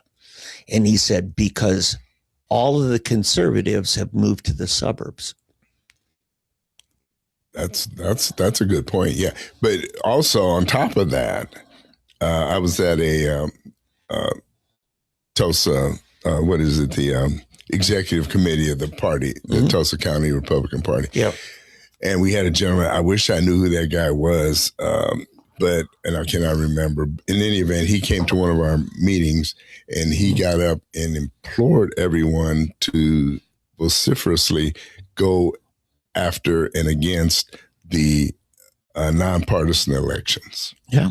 Because the nonpartisan elections so badly hurt us. He essentially said, Tulsa will never have another Republican mayor as long as we have nonpartisan elections.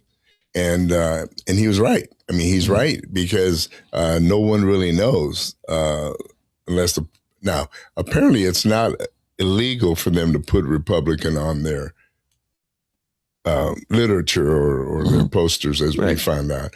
But still, just your general ignorant masses is the only word I can use for it. Ignorant masses still don't know and don't know the difference, and that's one of our problems. Our uneducated majority out there in the urban cities of America. Even you look at New York City with Mamdani. It's like you shake your head. You wonder what in the heck has happened. How in London, Birmingham, Liverpool, the major cities of England run by Islamists, and we're starting to see it here in America. And until somebody wakes up, someone starts realizing what's going on, we will lose this country. And listen, you may think Oklahoma is immune. We're not immune. We are not immune. You got your college towns, as we talked about before. You got Norman, Oklahoma City, Tulsa, and Stillwater. Those three have become progressive centers within the state of Oklahoma. Yep. We're saved by the rural Oklahomans, but how long? As these cities grow and grow, and as we talked about too, with people like Kaiser and different organizations paying people, including, I would say, the Chamber of Commerce, helping a progressive mindset infiltrate our cities and our state, it will slowly eat away. In our educational system, that's the worst. We're growing a future of liberal airheads, and there's no other way to say it. But anyway, continuing on the Iran thought, the Iranian thought, I was just reading that we've started bombing again. Yep. Yeah, we decided to start. And Iran announced this morning they have completely disavowed the memorandum of understanding. Right. Exactly. There is no longer any ceasefire. There's no longer any kind of interim agreement. It's all gone. And you know what? It always was gone, because they were never people whose word could be trusted. No, exactly. And it kind of bothered me a little bit that DJT, I don't know if he ever believed it or he acted like he did or not. There's two sides to this. I think one of them is, I think he may have been giving them enough rope to hang themselves. Yeah. In other words, we're throwing out an olive branch. We're trying to meet you here. We're trying to meet you and let them just come back and poo-poo everything we're trying to do. Okay, you don't want it? Boom. We're going to. I think there's two things. You and I probably came to the conclusion that Iran's word means nothing, probably sooner than Trump officially decided that. But I think Trump going that route established clearly for every reasonable observer just why Iran can't be trusted. Yeah. So he did accomplish that demonstration, right? The downside would be as what it did was buy time for Iran, and we don't know what that time allowed them to do. I'll be honest. I don't think it bought them that much time. Not that we know of. Right. No. What I think Iran, the plan really was and still is to get your progressives worldwide to mount their forces against the Republican or the Trump administration. And they're hoping that people will come to their side and aid more and more. In other words, more and more progressives and more radical leftists and all the people who want the destruction of the Western capitalist system will start demonstrating more, give them time to build up and regroup or whatever. But it doesn't help when and maybe that's why Trump did it, because if you remember, all of a sudden we had all these people coming out against Trump and on Iran's side. And I'm not hearing as much of it today as I was a month ago. You're right. So because it's pretty hard to justify what Iran's doing. It's totally justified. And especially if you put out the fact that they have murdered 50,000 of their citizens just for dissent. Let that be a lesson to you. Let that be a lesson on what will happen if we allow America to become either totally leftist or Islamic. Well, we're about to get a political windfall, or it's pretty close. Today, Fetterman, the guy who we thought was too nutty to even be a senator, just announced to his fellow Democrats, he lays out a red line or which he will leave the Democrat Party. Wow. Yes. He said if they, as a party, adopt an anti-Israel policy, he will leave. Wow. Yes. Well, I think they pretty much adopted that policy. So welcome, Fetterman. That is one of you heard of the 7 wonders of the world. He's the 8th. It's like brain surgery actually fixed him. I think his brain surgery we thought he was out of his mind, but it actually put him into his proper. What's weird though, here's what I don't understand is what has him give such care and devotion to Israel? What? I mean, are there now, being cynical and all that, you have to wonder, is that where his donor base is? Is that where his money is coming from? All of the Jews that live in Pennsylvania, Pittsburgh, Harrisburg, and Philadelphia. I think Fetterman hired some actually good staff. This is me speculating, who know the political realities of Pennsylvania. And unlike guys like Kelly in Arizona, or any Ossoff or those Georgia Democrats, he's decided I need to stay right where the consensus voting body of Pennsylvania is. And I think he realized, and you know what? I think he's very respected by rural Pennsylvania. He's respected by a lot of America for the stance he's taking. He just makes sense. Yeah. So many things. Yeah, the crazy guy makes sense. Yeah. It's weird. It is weird. You talk about, it's funny.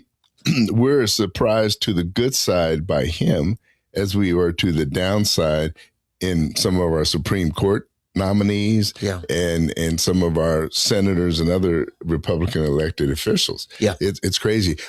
Speaking of, moving on in that theme, what about the Maine election? Yeah. So that's turned into kind of a. It looked like the Saturday Night Live opening skit. The big bulky guy in a dress. Oh, you're talking about the debate the other Anita. night. Yeah. His name is Anita. Yeah, and his voice is deeper than mine. I mean, the guy is getting up and he's in a dress. I don't know how the other people kept a straight face, but it seemed like none of them had the tools necessary to be elected to a federal office. Yeah. I mean, it's crazy.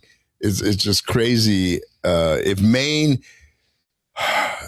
doesn't keep Susan Collins in office, there's something wrong with those people. That's a state I do not wish to and never will visit, because the only thing Maine has to offer, honestly, is lobster, and we can get some of those in other places. But yeah, it's just crazy what we've seen there, and just in general. Sorry, I forgot to mute that tab. Yeah, but anyway, this whole Israel, Middle East, Iranian issue. I'll tell you where Iran has really wrong. I dead named her. His name is Ashley. Okay, I'm sorry. That's one of those ambiguous names. Remember, like ambiguous Pat, or what is it? Androgynous Pat. Yes, on Saturday Night Live. Yeah, Chris.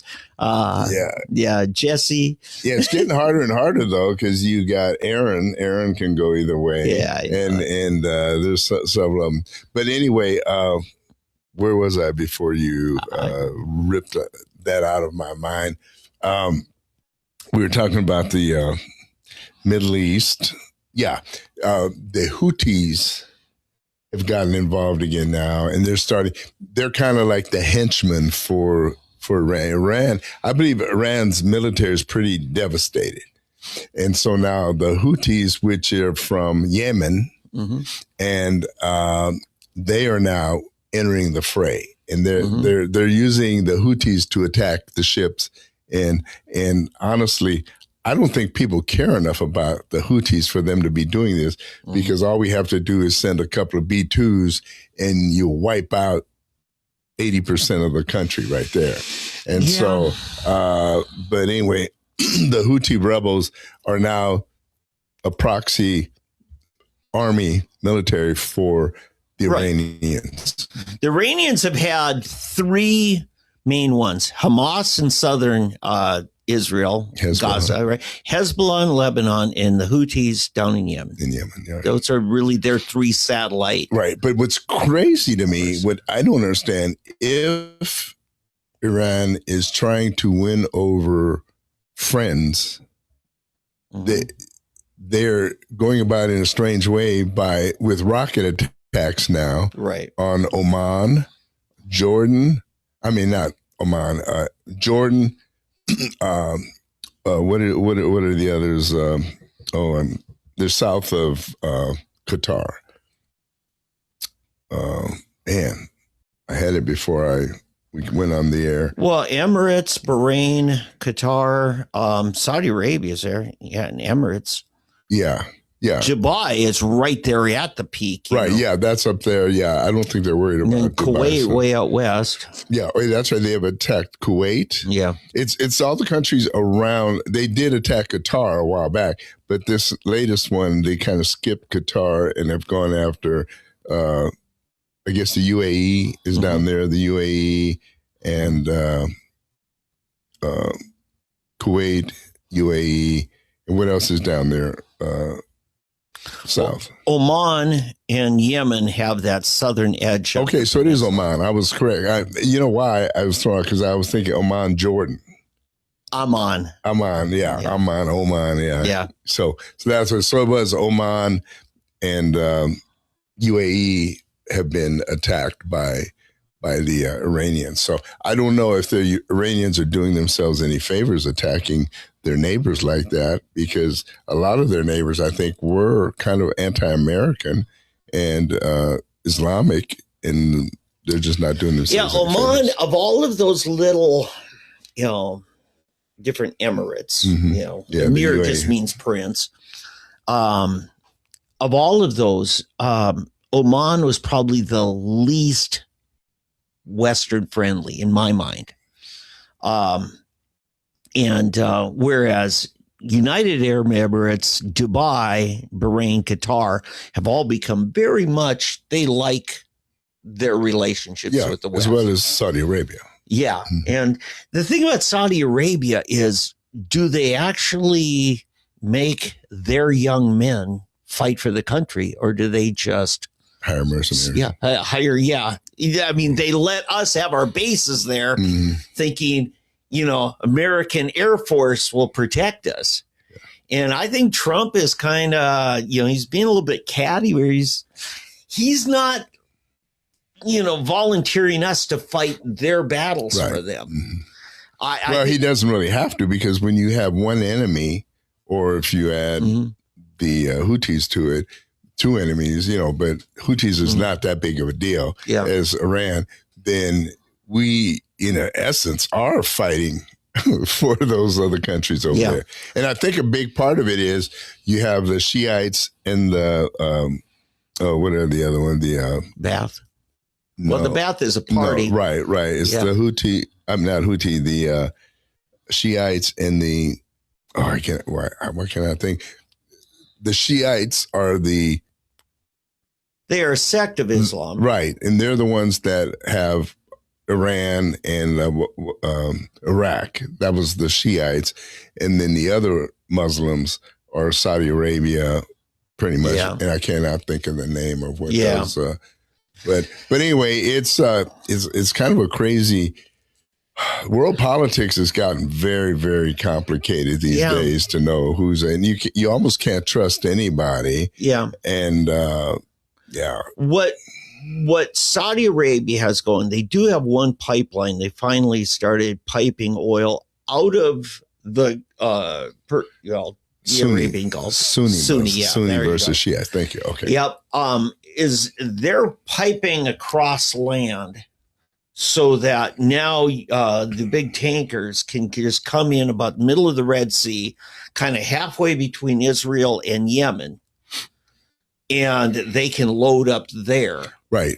Well, they're working on that pipeline. They have part of it going. It's just not the capacity they want. They need to now just lay a parallel line next to what they want. That, I mean, really, Iran, I don't know what they're doing. They're kind of dumb and stupid, because once that gets done, then people won't even have to go through the Strait of Hormuz anymore. They'll be able to get their oil further you west. Remember what started all this uprising about 6-7 years ago was this deal that Netanyahu announced, their partnership with the Saudis to build a pipeline going through the Middle East into Europe. So Saudis would then have a way to pipe their oil all the way to Turkey. Yeah. And that's when the uprising happened. Hezbollah and Hamas and everything, they could not allow that partnership between the Jews and Israelis. So I had heard that the only country that is completely reliant on that Gulf to transport oil is Iran itself. They don't have other means to get their oil out.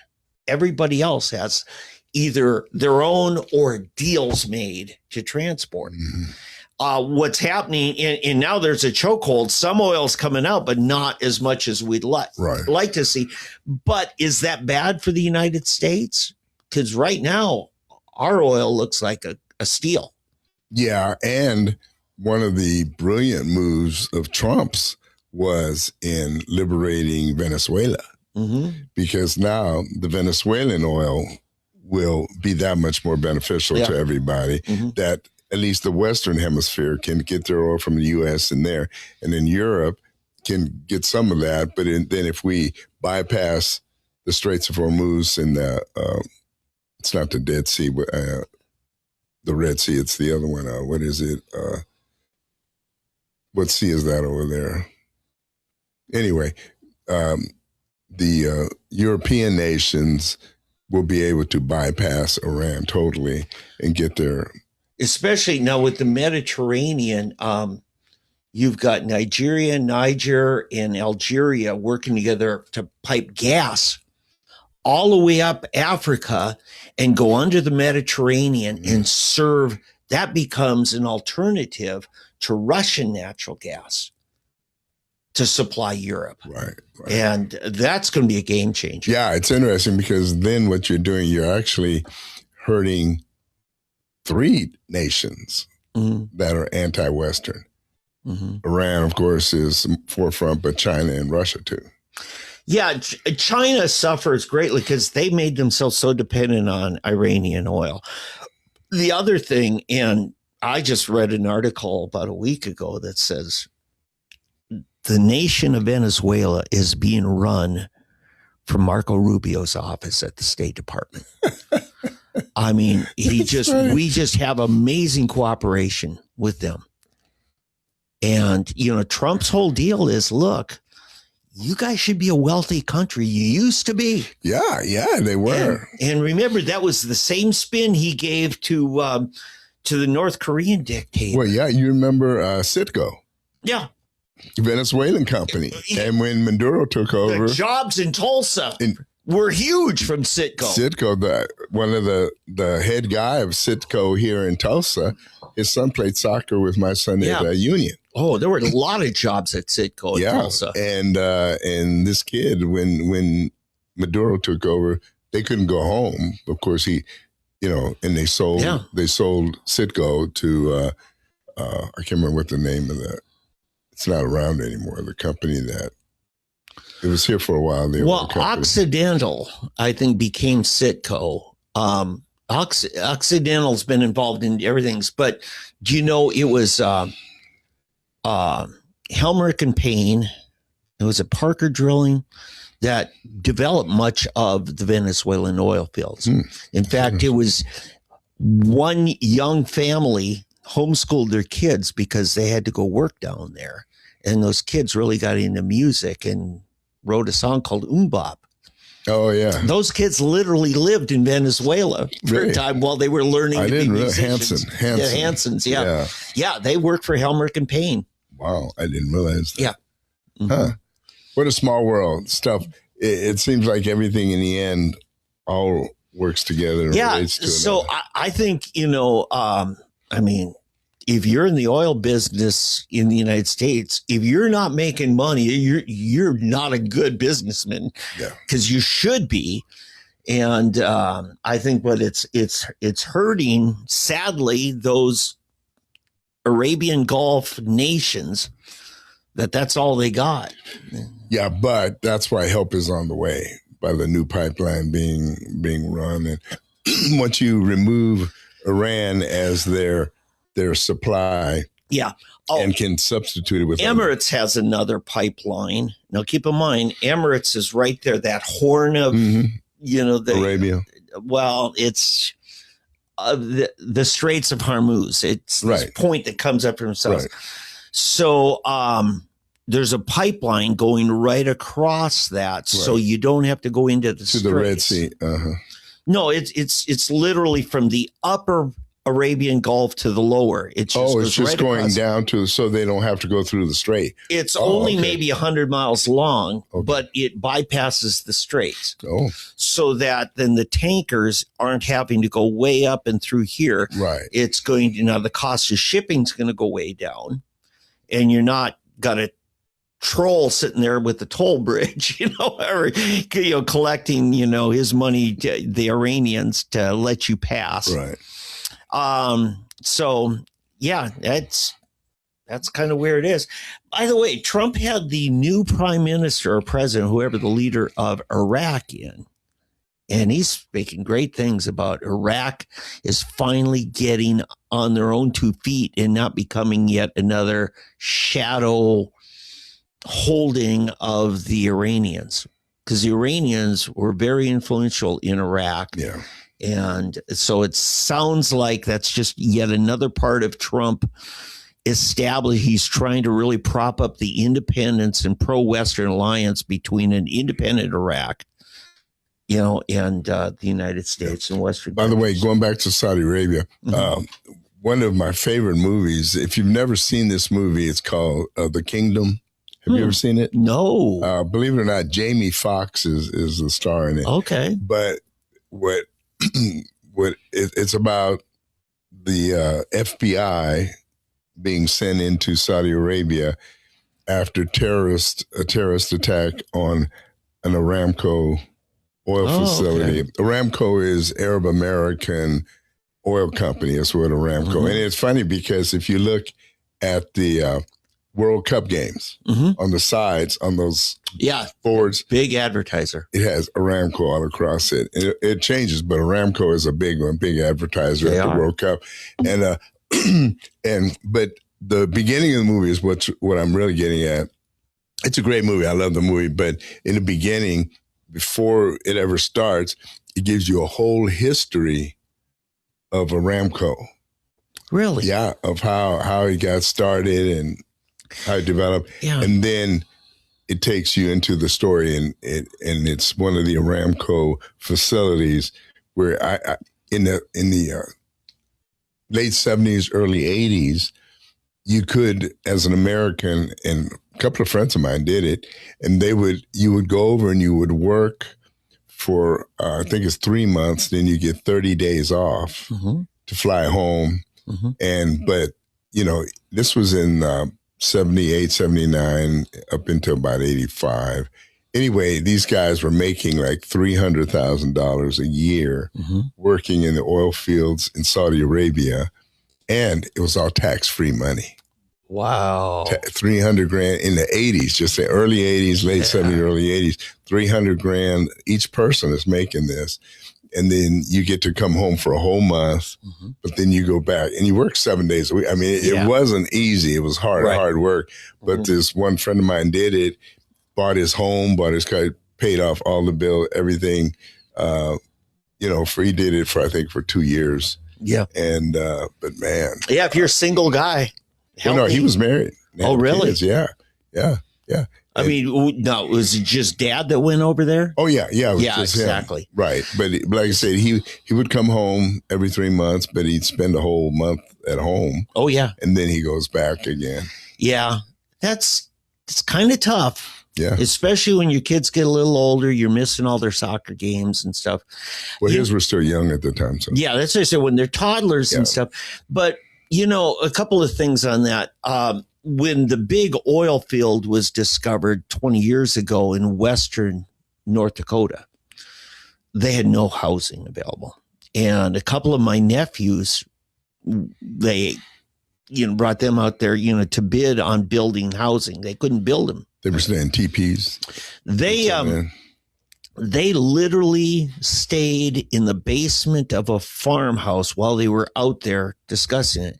They had bunks set up, whoever had this farmhouse, because there was just no place for anybody. Right.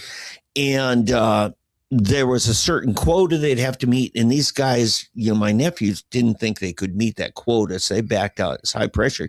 But what the companies were doing is you come in and work 2 weeks, 14 days straight, and then you're gone for 10 or 14 days. They did not, you stayed in their housing, which was probably trailers, but it was that desperate because there was just so much money to be made. Yeah. We need the people, but when they're not working, we don't want them occupying one of the beds. So it's go home. Yeah, right. Get out of here. Yeah. Now, the Aramco thing is interesting because it was right on the tails of that OPEC oil embargo of 74? Aramco started this PR thing in the United States to kind of rebuild this sense of partnership. And one of my high school social studies teachers said, hey, sign up for this magazine. Aramco put out something almost as nice as National Geographic, but it was devoted to the culture of the Arabs. It was a beautiful magazine. It was free, you know. And that's how I learned about Aramco. Yeah, like I said, if you want to see a good movie, interesting movie, it's called The Kingdom, and Jamie Foxx is in it. Was it Saudi money put up the production for that movie? I'll bet you.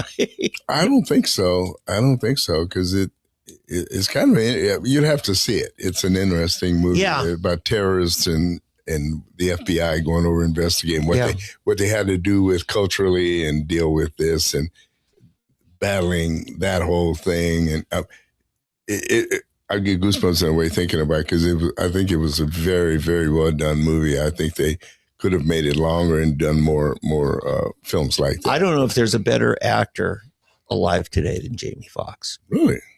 Did you see him in The Soloist, where he played a schizophrenic man? No, I didn't see Blows my mind. Really? You got to see it. Okay. The Soloist. Okay. Yeah. All right. Hey, let's wrap today up with FIFA. Well, and the World Cup. I think we can do that. I want to start with the Americans. Okay. How do you think they did?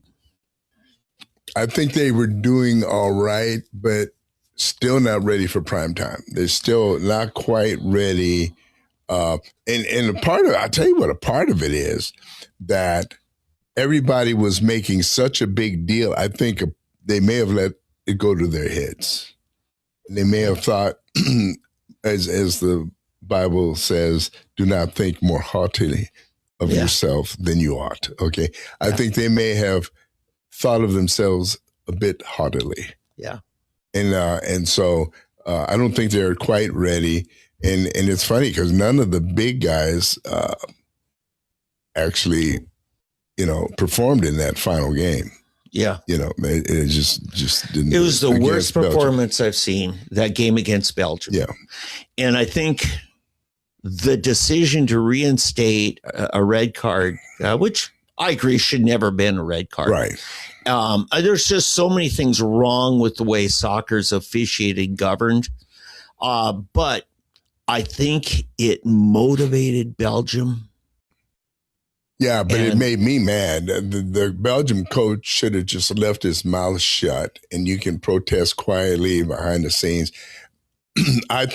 Honestly, I think the Belgian coach is just a left-wing Belgian. I'm telling you, actor. what is your job as a coach? At that point, it's motivating your team. No, but yeah. And sometimes you motivate and say, we're getting screwed. We're not respected. Those kinds of things can rile a team up. Yeah, but Belgium had nothing to do with it. I understand that. So it doesn't matter. My job is motivating my team. And it's like, they don't respect you. I thought that was an amazing job by the Belgian team against the United States. They owned them. Well, you could see it that way, or you could see it was an amazingly poor job of the American team. That too. And that's what I think it was. But look what happened the next game. Belgium got spanked. Yeah, that's because they weren't that good. And in America, see, here's what happened. That's why I'm thinking, to me, the major factor is Americans getting too big ahead, thinking, oh, we've arrived, we're here.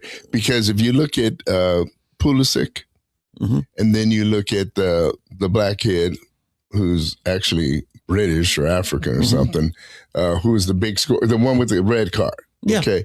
Neither one of them did anything. The performance was, I was so impressed earlier by U.S.'s passing and ball movement, thinking, wow, man, they've really, this Argentinian coach they have has really taught them how to pass. I mean, beautiful. Everything. They get in the Belgian game, balls are going everywhere. They're over kicking, under kicking, getting intercepted. And I'm thinking, what in the heck happened to you in the last week? Like I said, I think they, in their minds, they quit. See, when they got in, they had a chip on their shoulder. Yeah. They wanted to fight hard. All of a sudden, America loves us. We're the darlings and da-da-da. and all of a sudden they let down on their drive. I just say the best game Belgium played, the whole thing, was against the United States. Yeah, and then the next game they looked crappy. Well, yeah, but again, is them looking like the best game they ever had because they played better, that much better, or because we played that poorly? And they still only won. Belgium, that game, Belgium played so aggressive and with such finesse. Yeah, and we didn't. I mean, most of the game, the ball was down near the U.S. goalie. Yes, because we kept giving it away. Yeah. We kept giving it away. It was, okay, so it's the dynamics of a whole bunch of things.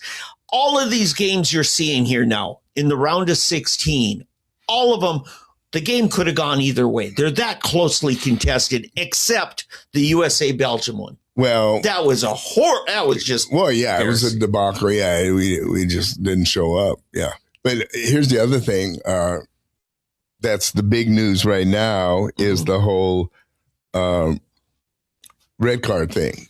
Yeah. That same red card. Yeah. And there have been so many, you can see the video over and over that, and what's really bad now is on YouTube, you're starting to see all of these anti-Messi videos because they're showing that Messi just gets passes on this stuff.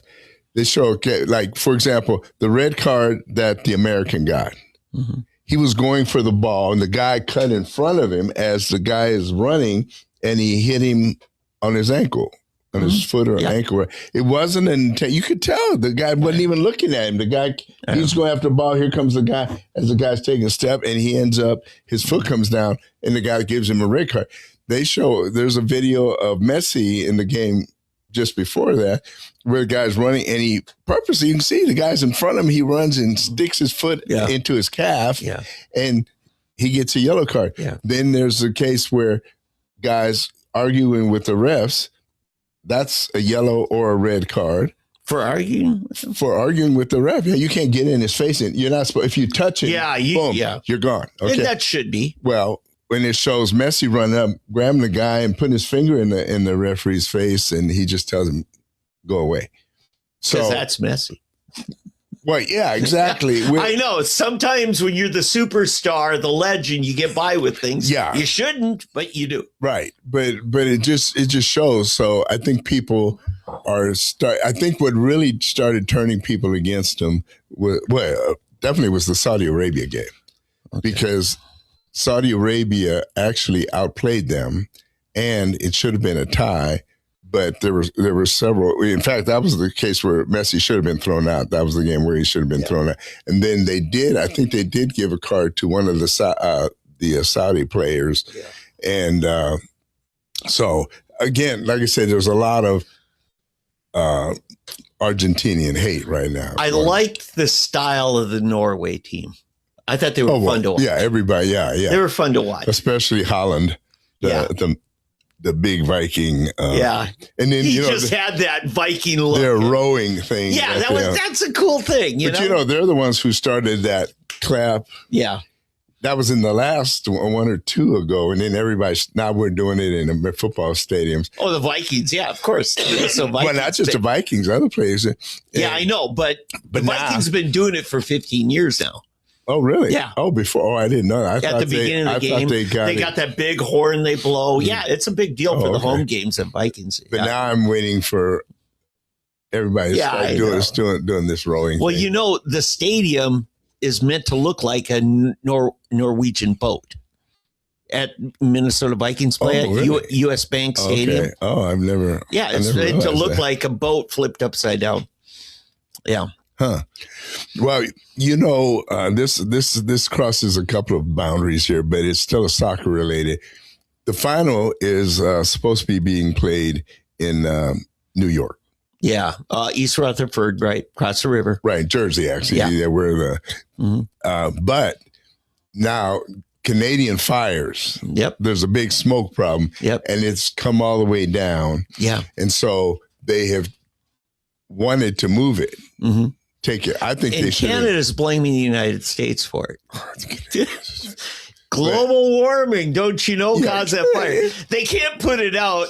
Well, yeah. Well, here's what's so weird. Well, let me finish my thought. So anyway, but the head of FIFA and them, they've decided they're going to leave it in East Rutherford. They're going to leave it in Jersey. Yeah, we'll see. But anyway, well, it's only a few hours away. It's a good thing that it rained last night. It cleaned the air quite a bit. Yeah, that is good. But anyway, getting back to the whose fault it is or whatever, it's funny how Canada, which is supposed to have all this clean air and all of the environmentally friendly issues, are where the fires are. Yep. And it's the same thing as with the California fires. You know what the deal is. They don't clear the underbrush. They don't clear the underbrush. Yeah. And it's just a jungle and a spark moment. Yellowstone 20 some years ago had the same thing happen 25 years ago. Even longer. And they wouldn't clear. And they had this very mature forest and it all went up. And the environmentalists there with Yellowstone said, this is actually a good thing for Yellowstone to have some young growth. Right.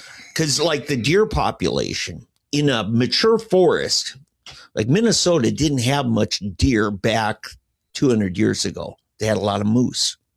You clear out the big forest, the logging companies that came in, and you got seedlings there. The deer love that.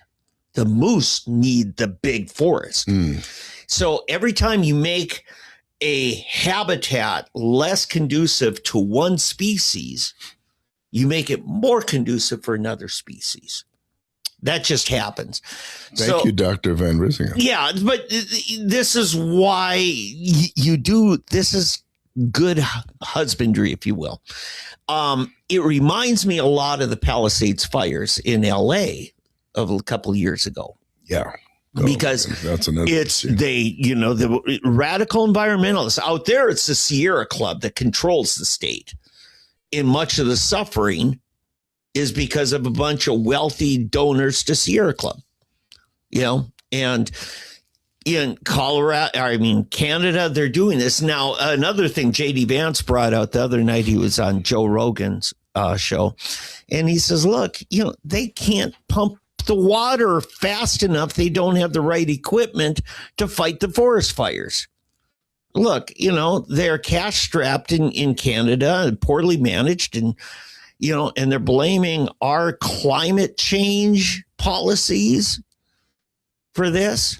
And Trump is saying, you know what, we're going to keep track of this, and the damages to the United States, we're going to assess in tariffs.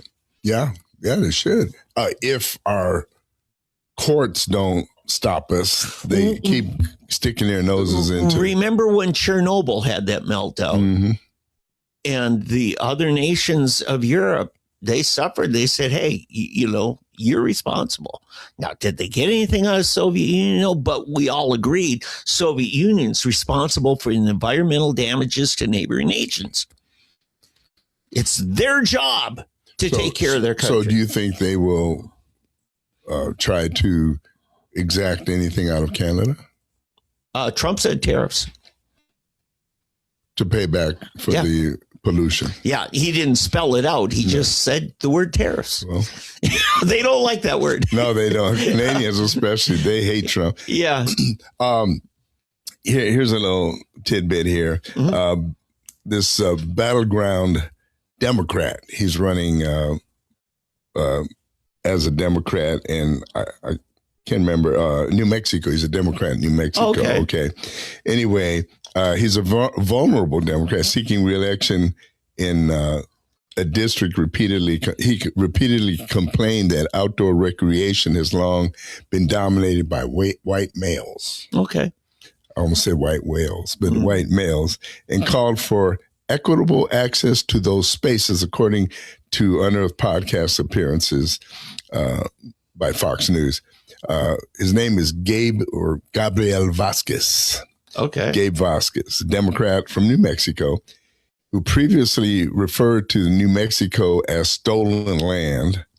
He praised national conservation organizations during a June 2020 appearance on the Mountain and Prairie podcast for adopting what he described as a more equitable policy aimed at expanding access to outdoors for people of color. So in other words, this is so stupid. He thinks that because white people tend to go to recreational areas and facilities and so forth, it's white people's fault. So what he's going to do now is cut off the access to these facilities, whether it be parks, outdoor, tennis courts and other facilities. He's going to cut off access to Anglo-Saxons. That's not racist. I mean, the stupidity of some of these people and the stupidity of people that actually support this kind of stuff. You know, the voters, anybody that voted, and this is a sitting congressman. He's not a, he's the incumbent. He's not running for the office. He's already there. And he comes up with this kind of idiotic. What's that guy's name? The former mayor of Gary, Indiana, that was the transportation secretary, gay guy. Buttigieg. So he comes to Tulsa and he wants to tear down the interdispersal loop because it's racist, because it cut off access from the black neighborhoods to the north. And by making it too small for their double-decker bus, I don't know. But the funny thing is, I pulled up a map of downtown Tulsa before they put the interdispersal loop in. And all of the streets feeding into downtown from the north, they made bridges, underpasses, and they cut off a whole bunch of them to the south and east and west. Those are the ones that got cut off. And the only thing they left access undisturbed was to the north. Mm-hmm. And Buttigieg is just lying. Yeah. But you ask any North Tulsa Democrat, they believe it. Yeah, sure they do. Because it fits their template. Right. Yeah, we're abused. It's racism. And it's not. No. But what he's trying to do is basically, this is a racist thing that he's going to favor people of certain ethnicities. And it can't be allowed to stand. Yeah. And they have no shame about it. They're the biggest racists. So, hey, let's finish up on the FIFA thing. Yeah. So who do you think we got? The big rivalry, France and England for third place. Yeah, that's tonight. 4:00, I guess it comes on, so it's not too far away. What do you think? Do you think England's got the edge on that? Well, I don't know. I'm rooting for the French. Yeah. Okay.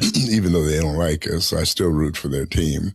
And I am rooting against Argentina. Well, I've been my pecking order is Portugal, France, Spain. And the reason I don't say U.S. is because, like I said before, I don't think we're there yet. We're not in the conversation. We're not. Okay? We're not in the conversation. So believe it or not, I also don't root for Germany, since I'm half German. But those are the countries that I just enjoy watching them play. Yeah. And Germany surprised me that they were eliminated.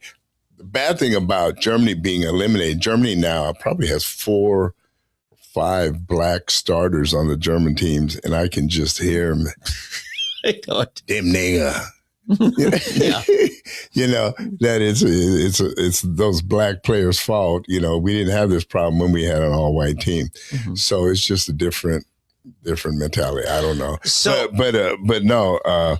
So I'm pulling for Spain in the final. Okay. Wow, we're probably on opposite sides on every one of those. Oh, okay. I do. Why are you for England and why are you for Argentina?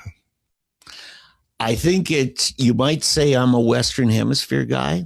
I want to see more than just Europe dominating. Well, wait a minute. But England's not in the Western Hemisphere. No, but you got 2 European teams there. Right.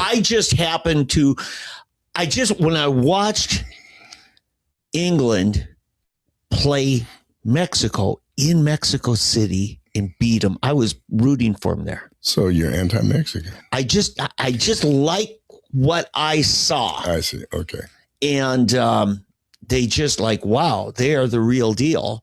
And, kind of sucks to. I'll tell you what bothers me about Southern American teams. Mm-hmm. Middle, what do you call them? Central American and South American teams. The flopping, the diving. It just got out of hand. And finally, in the second round, I guess somebody had a talk with the officials that maybe it's because Americans hate that kind of stuff. But all of a sudden, you see guys falling down and rolling. Let's talk about that. And the referees play on. And these guys will be laying there, and all of a sudden, an attack, and they stay laying there. They're one man down. All of a sudden, you see these injured guys rolling like they're half dead, jump up, start running again. Yeah. And that's what the game needs. Because the European teams, if you know what? For the referees to basically not call them. Yes. Call these fake, fake injuries or whatever. Yeah. And because you can tell, I mean, you'll know when a guy's really hurt, you'll know. They start waving to their bench. Mm-hmm. They'll do this or this. Yeah. They say, "Get me out of here. I'm hurt." Yeah. Then they'll do it. But this diving is just ridiculous. It's gotten out of hand. And so the European teams, you'll notice Spain, Portugal, France, England, although even in the Eastern Europe, definitely don't do it. So it just makes me sick when I see it. Here, the Central American team and South American teams do that. Yeah. And this is the first tournament I've seen where the refs aren't putting up with it. Yeah. So let's just take some other sports it helps the game. to comparison to make my point. You don't have to be against boxing to be a UFC fan. You can be a fan of both, right? Mm-hmm. You can enjoy cricket and baseball. You don't have to put one down in order to support the other. Right. You don't have to be against American football to support European football. Right. But I say that to say this. If anything turns me off to FIFA, it's the pathetic, juvenile acting crap. You don't see that in American football. No. It just. One reason is because you have to come out. Well, yeah. And here's the thing. What I don't like is this separate panel of people up in some studio that can stop the play 5 minutes later and say, we just reviewed an incident that was not called on the field and we watched it in slow motion. And look, there are things that are going to look worse in slow motion than in real time. Mm-hmm. And you can freeze frame and all kinds of stuff. And look, I think the refs are correct that if they're going to call it, it'll be less than 1 second after that they call. When they see it, they know it. I think that's why I would say 10 seconds. I'd give them 10 I wouldn't seconds. say, no, I wouldn't. Max 3. 3 what, seconds? 3 seconds. No, you can't do it that way. Do what? You can't question a call 3 seconds after it happens. No, I'm not saying question. I'm saying a ref has to decide within 3 seconds max whether he just saw a violation. Well, and needs to call. Okay. Yeah, but here's the deal. Okay. The reason they don't do it. Okay. And this is the soccer, it's been a soccer rule forever. If I'm on offense and I'm going down and you foul me, but my team has the ball and they're going. That's a good point. For the goal. That's when they hold it and wait. Yeah. Then when the play is broken up or nothing, then they can say, bring it back. Because you don't want to give both ways. You don't want to take away the advantage that the team has. Yeah. But at the same time, you don't want to give the advantage then to the other team. You're right. So because anytime that's you why stop play on a fast break, you're allowing everybody to get set up. Exactly. Yeah. And that's why that is like that. Yeah. I think, well, let me put it this way. Okay. Internally, a good officiating is you're going to make up your decision on what you just saw within a couple of seconds. Yeah, and the referees have. In fact, here's like, offsides. Okay, when somebody's offsides, the guy is just supposed to throw up their flag, but they don't do it until the play's over. Then they put up the flag. Now that's kind of infuriating. Well, that's to me. the sideline people, and Right. they don't have whistles, do they? No, but when the referee sees it, everything stops, and then they will call it. And when you see that, it means somebody was offsides on. They'll let them play through, even though they saw the offsides when it occurred. And then if the guy scores, that's what's so frustrating. That's what really makes everybody's excited. Your team scored, and then you look over and here's this guy puts up his flag after the score instead of doing it. Like if you go out to any of these little league soccer, little kickers games or any youth soccer, they instantly put up the flag saying it's offside. And now that is subject to video review, and that's one I do like video review. Right. But only if a goal is scored, right? And they'll take the goal away, which they did several times in this I tournament. know. Yeah. It's tough. Generally my review, this is the most I've watched soccer in years. And it's, I don't like that acting works and gets rewarded. And that's why they keep doing it. As much as they train them to pass and to bobble and headers, and they teach them how to pretend that they're injured. Right. Yeah. But that's what this tournament, first time I've ever seen it, where the refs are ignoring it. Okay. Where they're just playing on, and you got a guy laying there, and he's laying there for like 15 seconds. People playing, and what you'll see is as soon as it gets past half midfield or start towards the penalty box, they're up and getting back into the game, and that is one of the best things I've seen in this tournament. That and I don't know if it's because we're in America, in the United States, and Americans hate that, like you said. Is there? I believe there is. What was a game the other night where a guy faked an injury and they penalized him for an obvious fake? Yeah. Yeah. Oh, yeah. They can actually throw you out of the game for it. Yeah. Yeah. Depends on where you where it happens and when it happens. Yeah. No, this was one. It was towards the end. It was getting really tight. I think it was the England game where, and it is Argentina. It might have been. And and the guy pretended that he got tripped. And the video clearly shows there was no contact made. Yeah, oh yeah. And here's the thing about that. Here's what's interesting about that is if that guy gets a yellow card in this game, he gets a red card. Okay, talk about that. Would you like to see that change? Shouldn't it just be you're out for the game like in basketball? An ejection from that game? I don't know. No, because it's like we do with what they call them, the bad hit, when you hit a guy head to head. That's a football thing. And they throw you out and you got to sit out. If it's a second half violation, the first half of the next game. Right. And that's kind of how this yellow card situation is. No, it's not. What do you mean, no, it's not? It doesn't. If it happens more than halfway through, then you're out a game and a half. I think you're out all of the next game. No, it's two halves. No. In football, if you do it in the second half, you're out the first half. I understand that. But this one, the American that got the red card, he was out that game and was completely out for the next game. Yeah. So it's a game plus. Oh, yeah. A red card is. Yeah. A red card. I'm talking about yellow. You're talking about yellow cards. Well, yellow card, you don't sit out. No, but what I'm saying is if he gets another yellow card in this game, he's out. Oh, okay. 2 yellow cards in successive games 7 is a red card. That's just, I think every game should start out a clean slate. Yeah, well, That's the rules.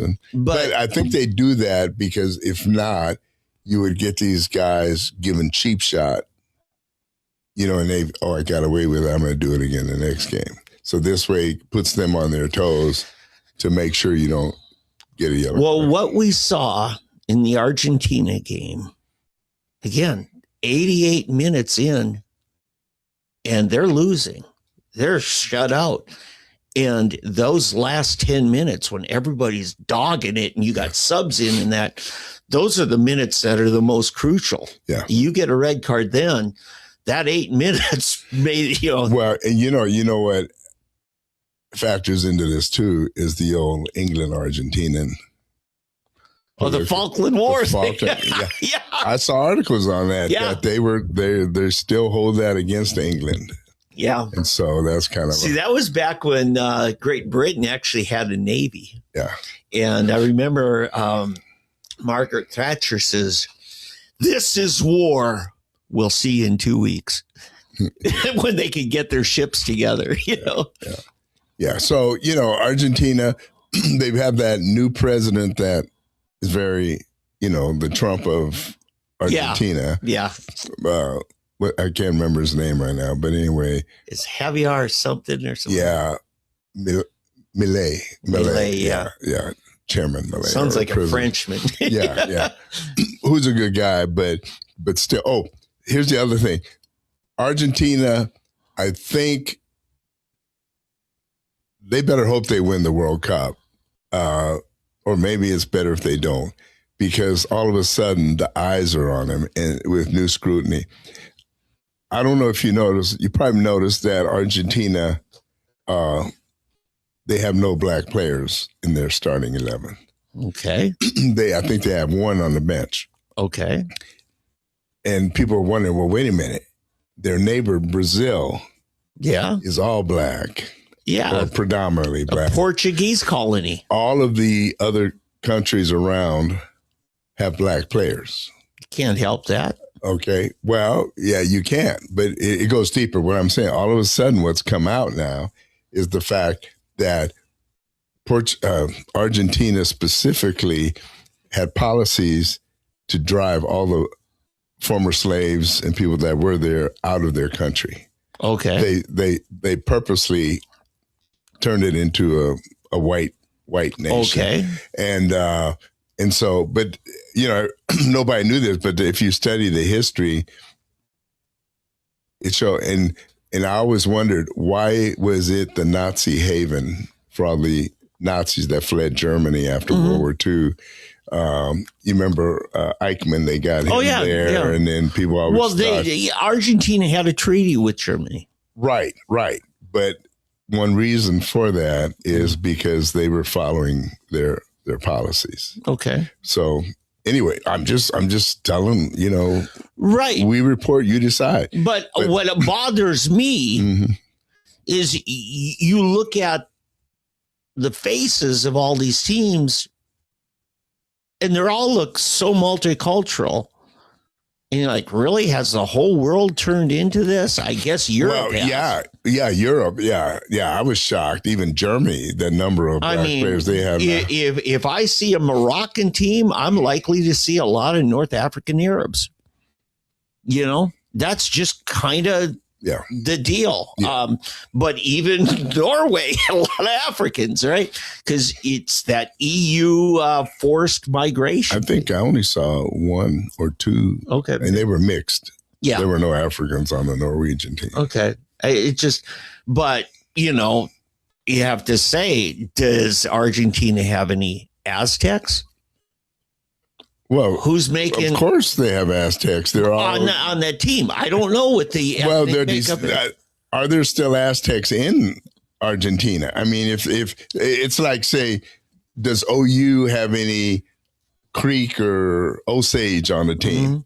Yeah. Well, obviously, if they're from one of the tribes of Oklahoma, but it's kind of like when the press asked George H.W. Bush, would you appoint a homosexual to a cabinet post? And he said, how would I know? That's not. He would know today. because they'd be flaunting it. Yes, but unless they decide to put it in your face, it's none of my business. Yes, that's true. But when I show up, I obviously let you know that I'm black. I mean, that's kind of a silly argument. That's true of that, but I'm saying about a homosexual. Okay. Well, wait a minute. You're jumping all over the place. I'm sticking with what it is. Okay. Whatever ethnicity of South American, because there were all kinds of tribes, or take North American Indians. Right. There's all kinds of, and it's like, how would you know? Right. See, there's a different, it's like, okay, where in Africa did my people come from? And where did Jesse Jackson or so-and-so? Was it Ghana? Was it Nigeria? We don't know. Right. But it's a whole different thing when you take an entire race, a black race, and you don't have any of them, or you had an all black team and you don't have any white people. Right. It's a little more obvious than what tribe or. Right. But see, what bothers me, or could bother me if I let it, is if, black football players make up more than 20% of the NFL when they're less than 12% of the population. Well, try 77%. Yeah, I know. Okay. I purposely lowballed it. Why? Just tell them what it is. Because I wanted you to say what you said as a comeback. I want you to make my point for me. Yeah. No, I have a problem. I have a problem with the NBA. 90% is black. Okay. Now, a lot of people say, well, they just run faster and jump higher, or and they're not wearing PF flyers. White men can't jump. That's not racist. Right. Yeah. So that's a little bit of a different situation than a country that has essentially performed social genocide. Okay. To where they eventually basically have driven all the black. I know. But you know what? It sounds like sore losers to me, because the social genocide has happened in just about every culture. How far back you want to go? Because we're going back generations to point the finger at Argentina. No, we're not going back generations. We're going back into the last century. We're going back to the 20th century, which is just... That's generations.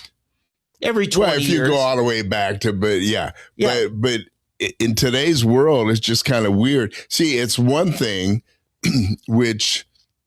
It's funny because I feel weird about this, because I'm a kind of shooting at my own self. Take England, okay? Yeah. England has imported all of these Africans in. Germany has done it now. Africans and Arabs. And all that, right. Syria, a whole bunch of Syrians. Right. And so you end up with, an all-black team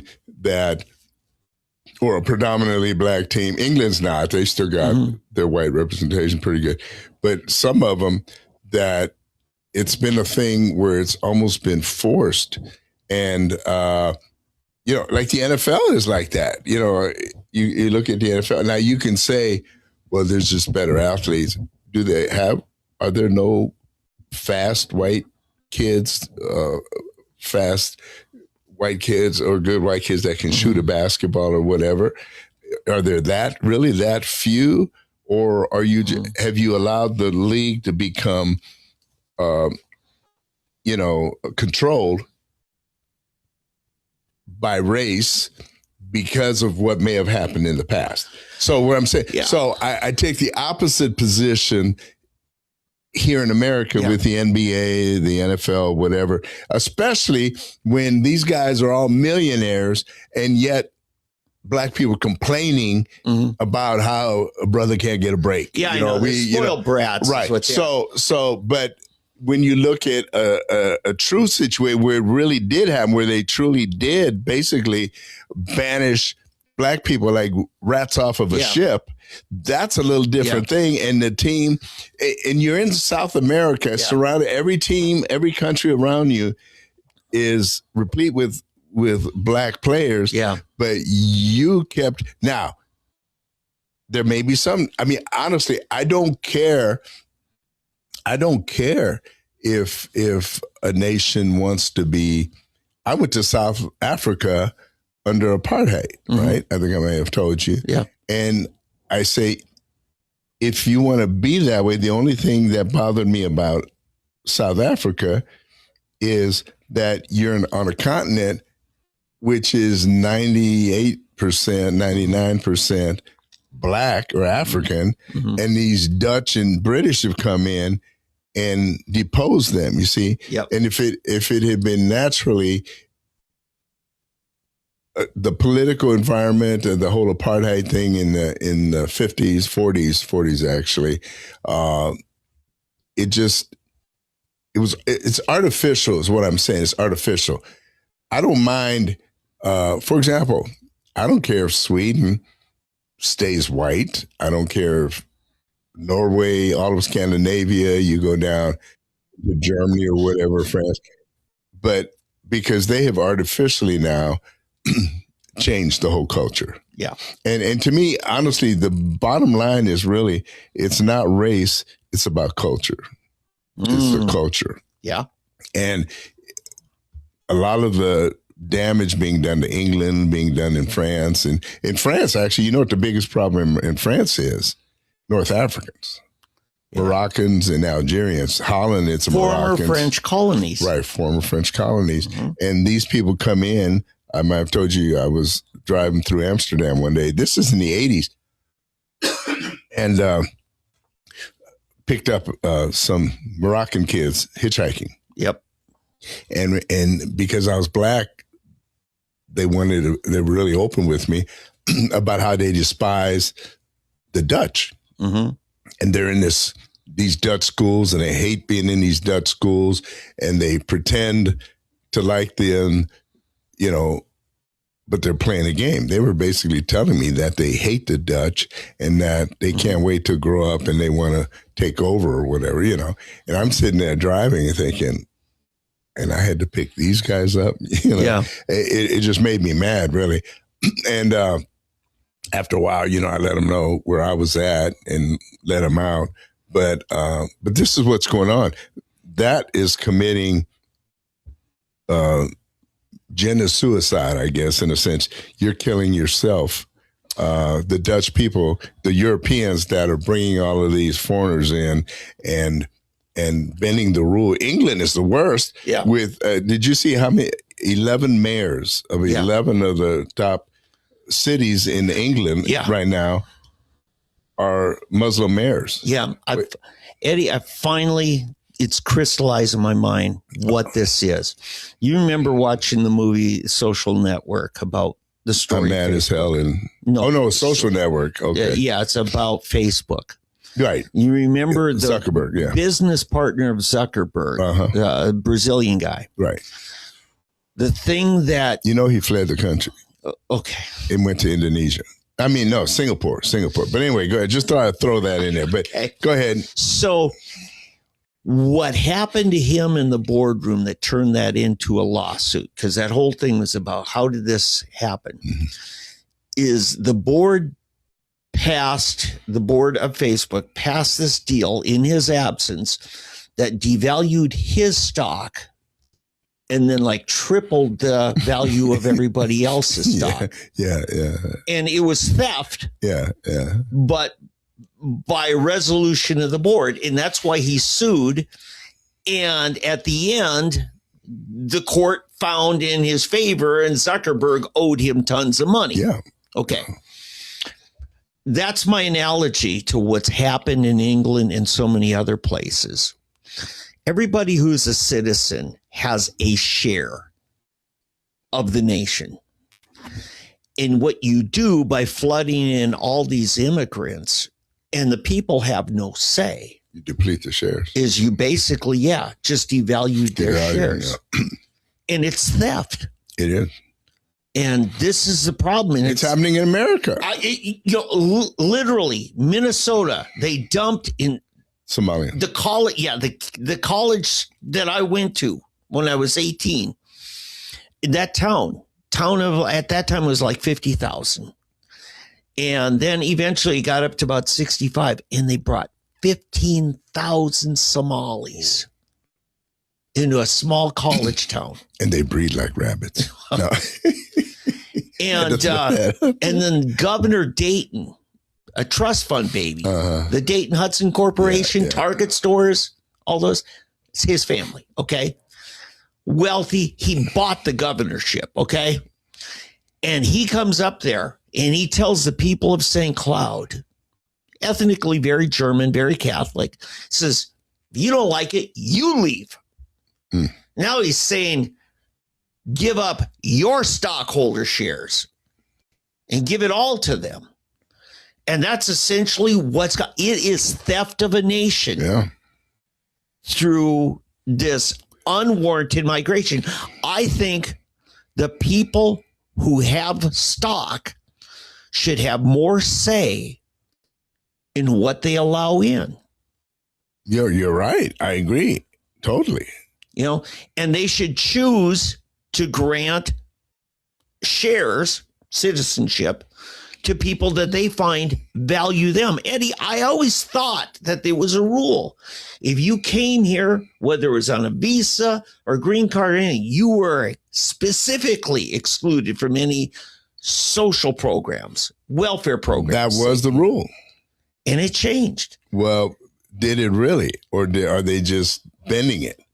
They're finding other ways, and I think USAID was a big part of it because the massive, massive wealth that went through Lutheran Social Services and Catholic Charities. And I'm not attacking the Pope or your favorite synod of the Lutherans. I'm saying these are arms that use the Lutheran name, just like Ascension Hospitals uses St. John's for marketing purposes. They want you to think they're a bunch of nuns taking a vow of poverty to care for the sick, like, Mother Teresa. Ascension St. John's, and I could go after all of them, St. Anthony's, any of them. They keep it in place for marketing. But what I'm saying is with Lutheran Social Services, look, Eddie, all of these people not only had a nice apartment or set up, they weren't working. They had driver's license and cars. Yeah. Cars. Yeah. And the Americans could not sign up for the social programs to get them that car. I know. That's one of the problems. My nephew, big Trump supporter. Actually, he's my great nephew. And going to all the Trump rallies and that. Christian young man. He signs up for this Christian dating app. And one day he's with his mom and dad way up in the Canadian border, helping them with some property they got, just cleaning up. He pulls up his app. I'm like, wow, I picked a 500-mile range. And now all of a sudden, there's more hot chicks. Well, they're Canadians. And he sees this gal from Winnipeg. And they're married, have a kid. But getting her to the United States, the Biden administration came after him with everything Really? To stop him. And you think, God, they're letting everybody in at the southern border. Why are they being so hard? Well, they were letting them in at the northern border if you were from one of these underrepresented. There you go, Eddie. They weren't the right kind of immigrants. Exactly. Why?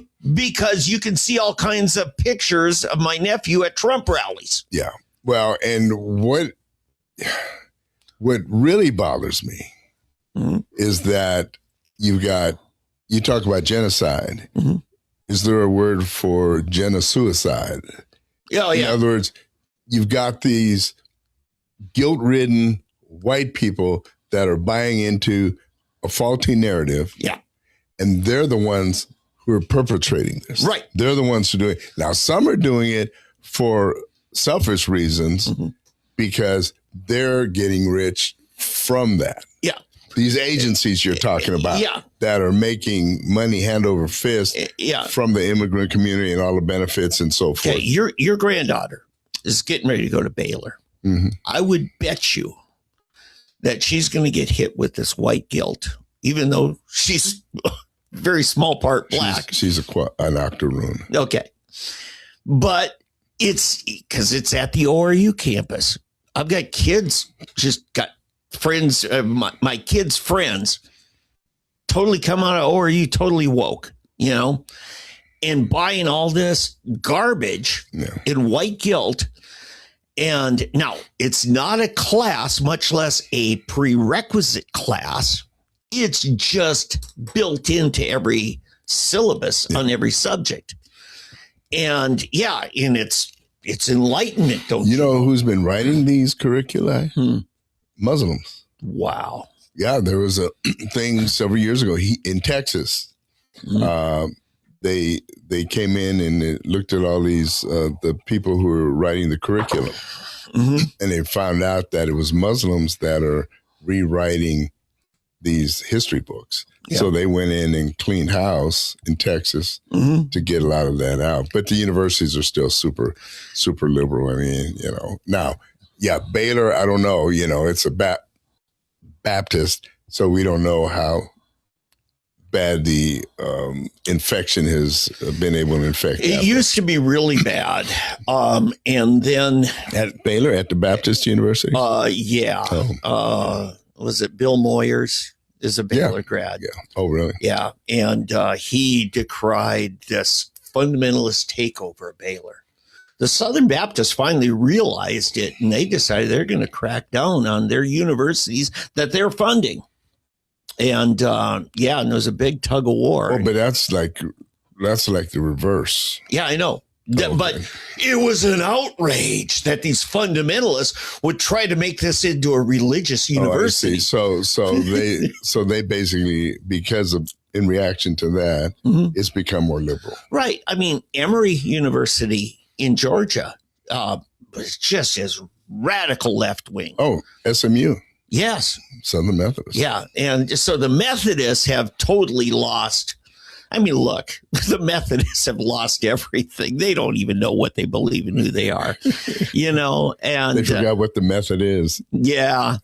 It's crazy. One of the Asbury planted a church in Midtown called Cornerstone. And then when this big split happened, they gave every local church autonomy, and Cornerstone decided to join the Anglicans. And I said to a friend who was part of planting that church, I said, John Wesley be rolling over his grave to see one of his great grandkids go back to the Anglicans, But wait a minute. Isn't the Anglican the more conservative one versus the Episcopal? Let me put it this way. Generally, in generic terms, the Church of England was the Anglican Church. Now, I know there's different organizations. One is not considered, they call it the High Church. I understand. Yeah. Church of England and that.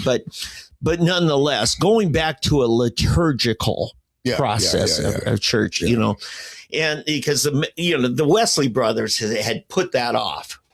And then to see people going back. By the way, George Carlin had a great video, and I saw a clip of it the other day, and I think I really want to hear your reaction to just a small part of it. And because he says, first of all, I say black because most black people prefer to be called black. He says, I don't call them people of color. It's dishonest because it means the same thing as colored people, which is an insult. If you're not willing to say colored people, you should not say people of color. Besides, to me, the whole idea of color is a bit specious because, I mean, what should we call a white people? People of no color? Isn't pink a color? And he says, in fact, white people are not really white because they're all different shades of pink and olive and beige. In other words, they're colored. And black people are rarely black. I see mostly various shades of brown. And in some light-skinned black people are a little lighter than the darkest white, say, person from India. A lot of them are a lot darker than Africans, you know? And he says, now, I don't say African Americans because I find it cumbersome and confusing. Which part of Africa are we talking about? Egypt part? Because Egypt is in Africa, but Egypt's they don't think they're black. You know, they're like the people of India. People of India are referred to as white people, even though they're not white. You know, and then he says, as an American citizen, if a guy's from South Africa, he says, should he call himself an African American if no other reason than just to bother black people? And what about a black person born in South Africa who becomes an American citizen? Is he an African American, or is he a South African American, or is he simply a South African American African American? You know, it's just so much more tedious. Liberal labeling, you know, labeling liberals should be taught that labels divide people, and I think we could probably do better with fewer labels. And let's see, I'm reading a transcript, and it's not that great. But he also says that, he says, I know an Indian, for instance, is not, it says, I know that an Indian, that word probably does not derive from Columbus. Columbus did not believe that he had reached India. In 1492, India was called Hindustan. He says, more likely, the word derives from Columbus' description of the people he found there. He was an Italian, and he says he spoke very poor Spanish, and his written accounts, he called the Indians una gente en Deus, which means people of God. Indios. Yes. Mm-hmm. Call them people of God. And it became Indian. And so he was really just referring to them as people of God. Columbus was stridently anti-slavery himself. And and he says, it's a perfectly noble thing, and I think we can't justify this awkward phrase, Native American. First of all, they're not natives. They came here from Asia over the Bering Land Bridge. In fact, there are no natives anywhere in the world. Everyone is from somewhere else. All people are refugees, immigrants, and aliens. There are no natives anywhere. So anyway, check it out. George Carlin on race on YouTube. It's a great. I had a seminary professor who was studying anthropology, and he told us that the only thing, this was in the 70s, and he told me the only pure race, or the purest race on earth, the only one, was Japan. Oh, Japan. yeah. And that's because it's an island. Yes. But he said that was the only truly closest to a pure race you might have. Now, I believe if you went into the South Pacific on some of those islands, you might find some as well. Whatever kind of, natives. Very remote. There's some Filipino islands that live very primitive. Right. In fact, there was an ORU student who was killed off the islands in the Indian Ocean off of Africa, and he was, trying to witness them for Christ, and they're like, "We don't want you here," and he kept pursuing, and they killed him. Like what's the name? Jim Elliott and that crew. Yeah. So, if a people want to say no, this land is for our people, and we want to keep it that way. Didn't Hungary basically for the last 20 years fight against the European Union on immigration? Well, yeah, and they won't let any of these immigrants in. Exactly. Why? Because the people there are all stockholders, and they don't want their stock devalued. Yeah, but see, here's the funny thing that I learned. Okay, Germans, for example, the neo-Nazis in Germany, okay, they don't care what color you are. How do you identify?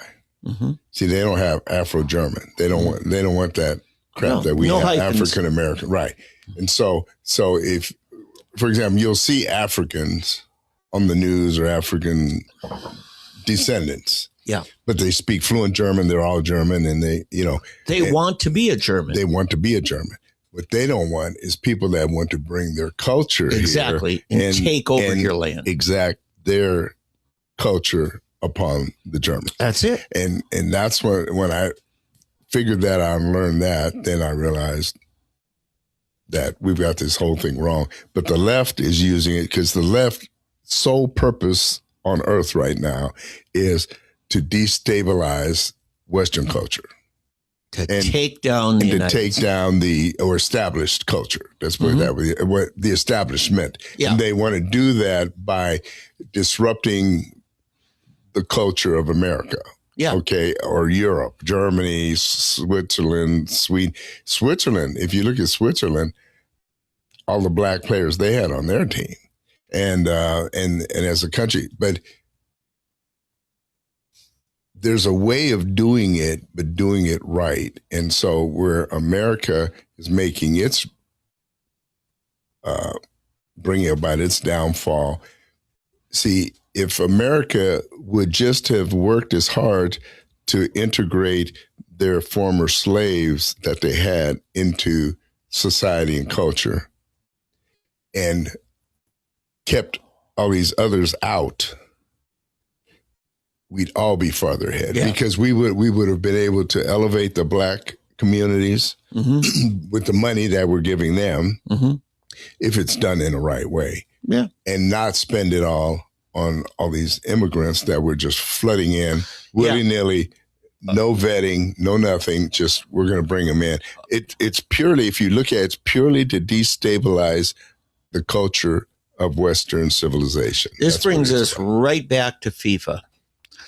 One of the most impressive things that I saw at FIFA was when they sang the national anthems and those players full-throated, screaming, yelling their national anthem. Those people loved their country. Except for the Americans. Exactly. Yeah.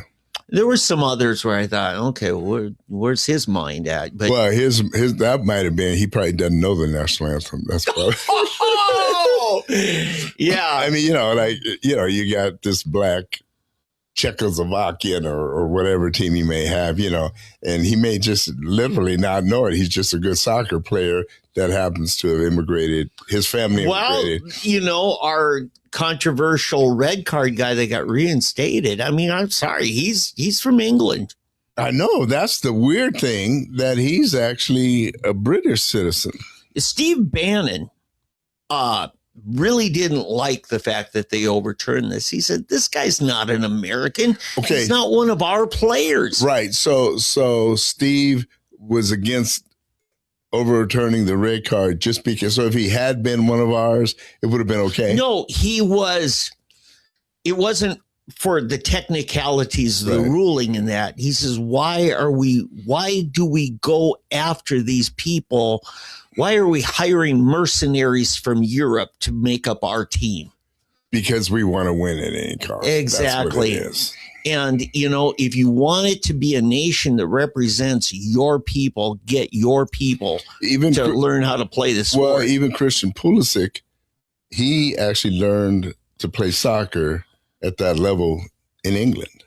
When he was 16 years old, his dad sent him to England. And that's fine. He played in a club there. I mean, look, I have no problem with, kids from America going to Cambridge and, be Rhodes Scholars or whatever. Right. That's fine. But they grew up here. They're amongst us. And they're American. It's where their culture is. No, I agree. It's what they identify at. So anyway, when I saw the George Carlin thing, I thought he just surmised it so well. I wanted you to. We have just crossed the 3-hour mark. I think we need to pull the plug. Yeah, we do. Okay. So next week, is it next week you have Marty Quinn in? I know we've got Marty coming up. Yeah, sometime. He wanted to wait closer to the election. But you want Marty in before we have Bob Sullivan back in, right? No, Marty wants to be last. Oh, so you're flipping him? No, I'm not flipping anything. I haven't given a date to. Oh, you haven't. Okay. No, so they're on our list. We just don't have dates secured. Right. And we should try to get a couple of the others. For other races. We really should. I wish we had been more alert when we had James Taylor over at the Republican Men's Club. We should have come in and done a special thing on that one. Yeah, I was out of town, or I would have. In fact, I think I spoke with his.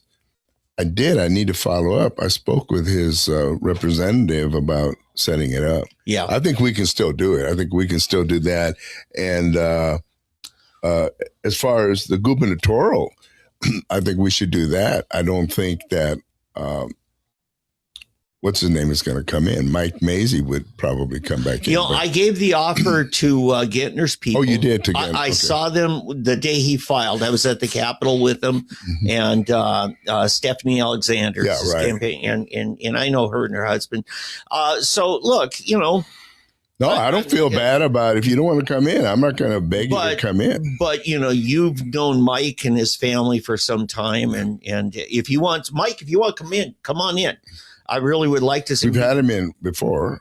And very early. Right, very early. Very and now early. To reevaluate things from where he is now. And so there's that. Marty Quinn does have a little bit of controversy because of him living in Arkansas. Arkansas, right. Yeah, that's a new thing. And there's people who feel like the spirit of the law in our in our state constitution. Now, was he living there, or did he just set up an agency there? A homestead exemption on his house. Well, then car registered in Arkansas. Okay, I'm sorry, but yeah. I mean, and Gettner fought this thing, and I supported Gettner in it when he went after Mike Hunter, who was our acting attorney general, running for his own term and living in D.C., but he kept his voter registration here. And the Attorney General's office gave a ruling, Mike's Attorney General's office, that as long as your voter registration is there, as far as the election board is concerned, that's where you reside. That's your residence. You know, and I'm sorry, the spirit of the founders' language is not being followed. Right. No. And so I'm saying, look, the precedent now is, because our attorney general, for very selfish reasons, made that ruling, the election board followed. That was like 10 years ago. It's still Gettner fighting that still was worth doing just for the exposure so that people know this. The same thing happened here. Remember, Superintendent of Public Instruction, Adam Pugh, I don't believe should have been able to run because the Constitution didn't allow it. Now, he got the Supreme Court to rule the way he wanted, but he suffered. He came in 5th place.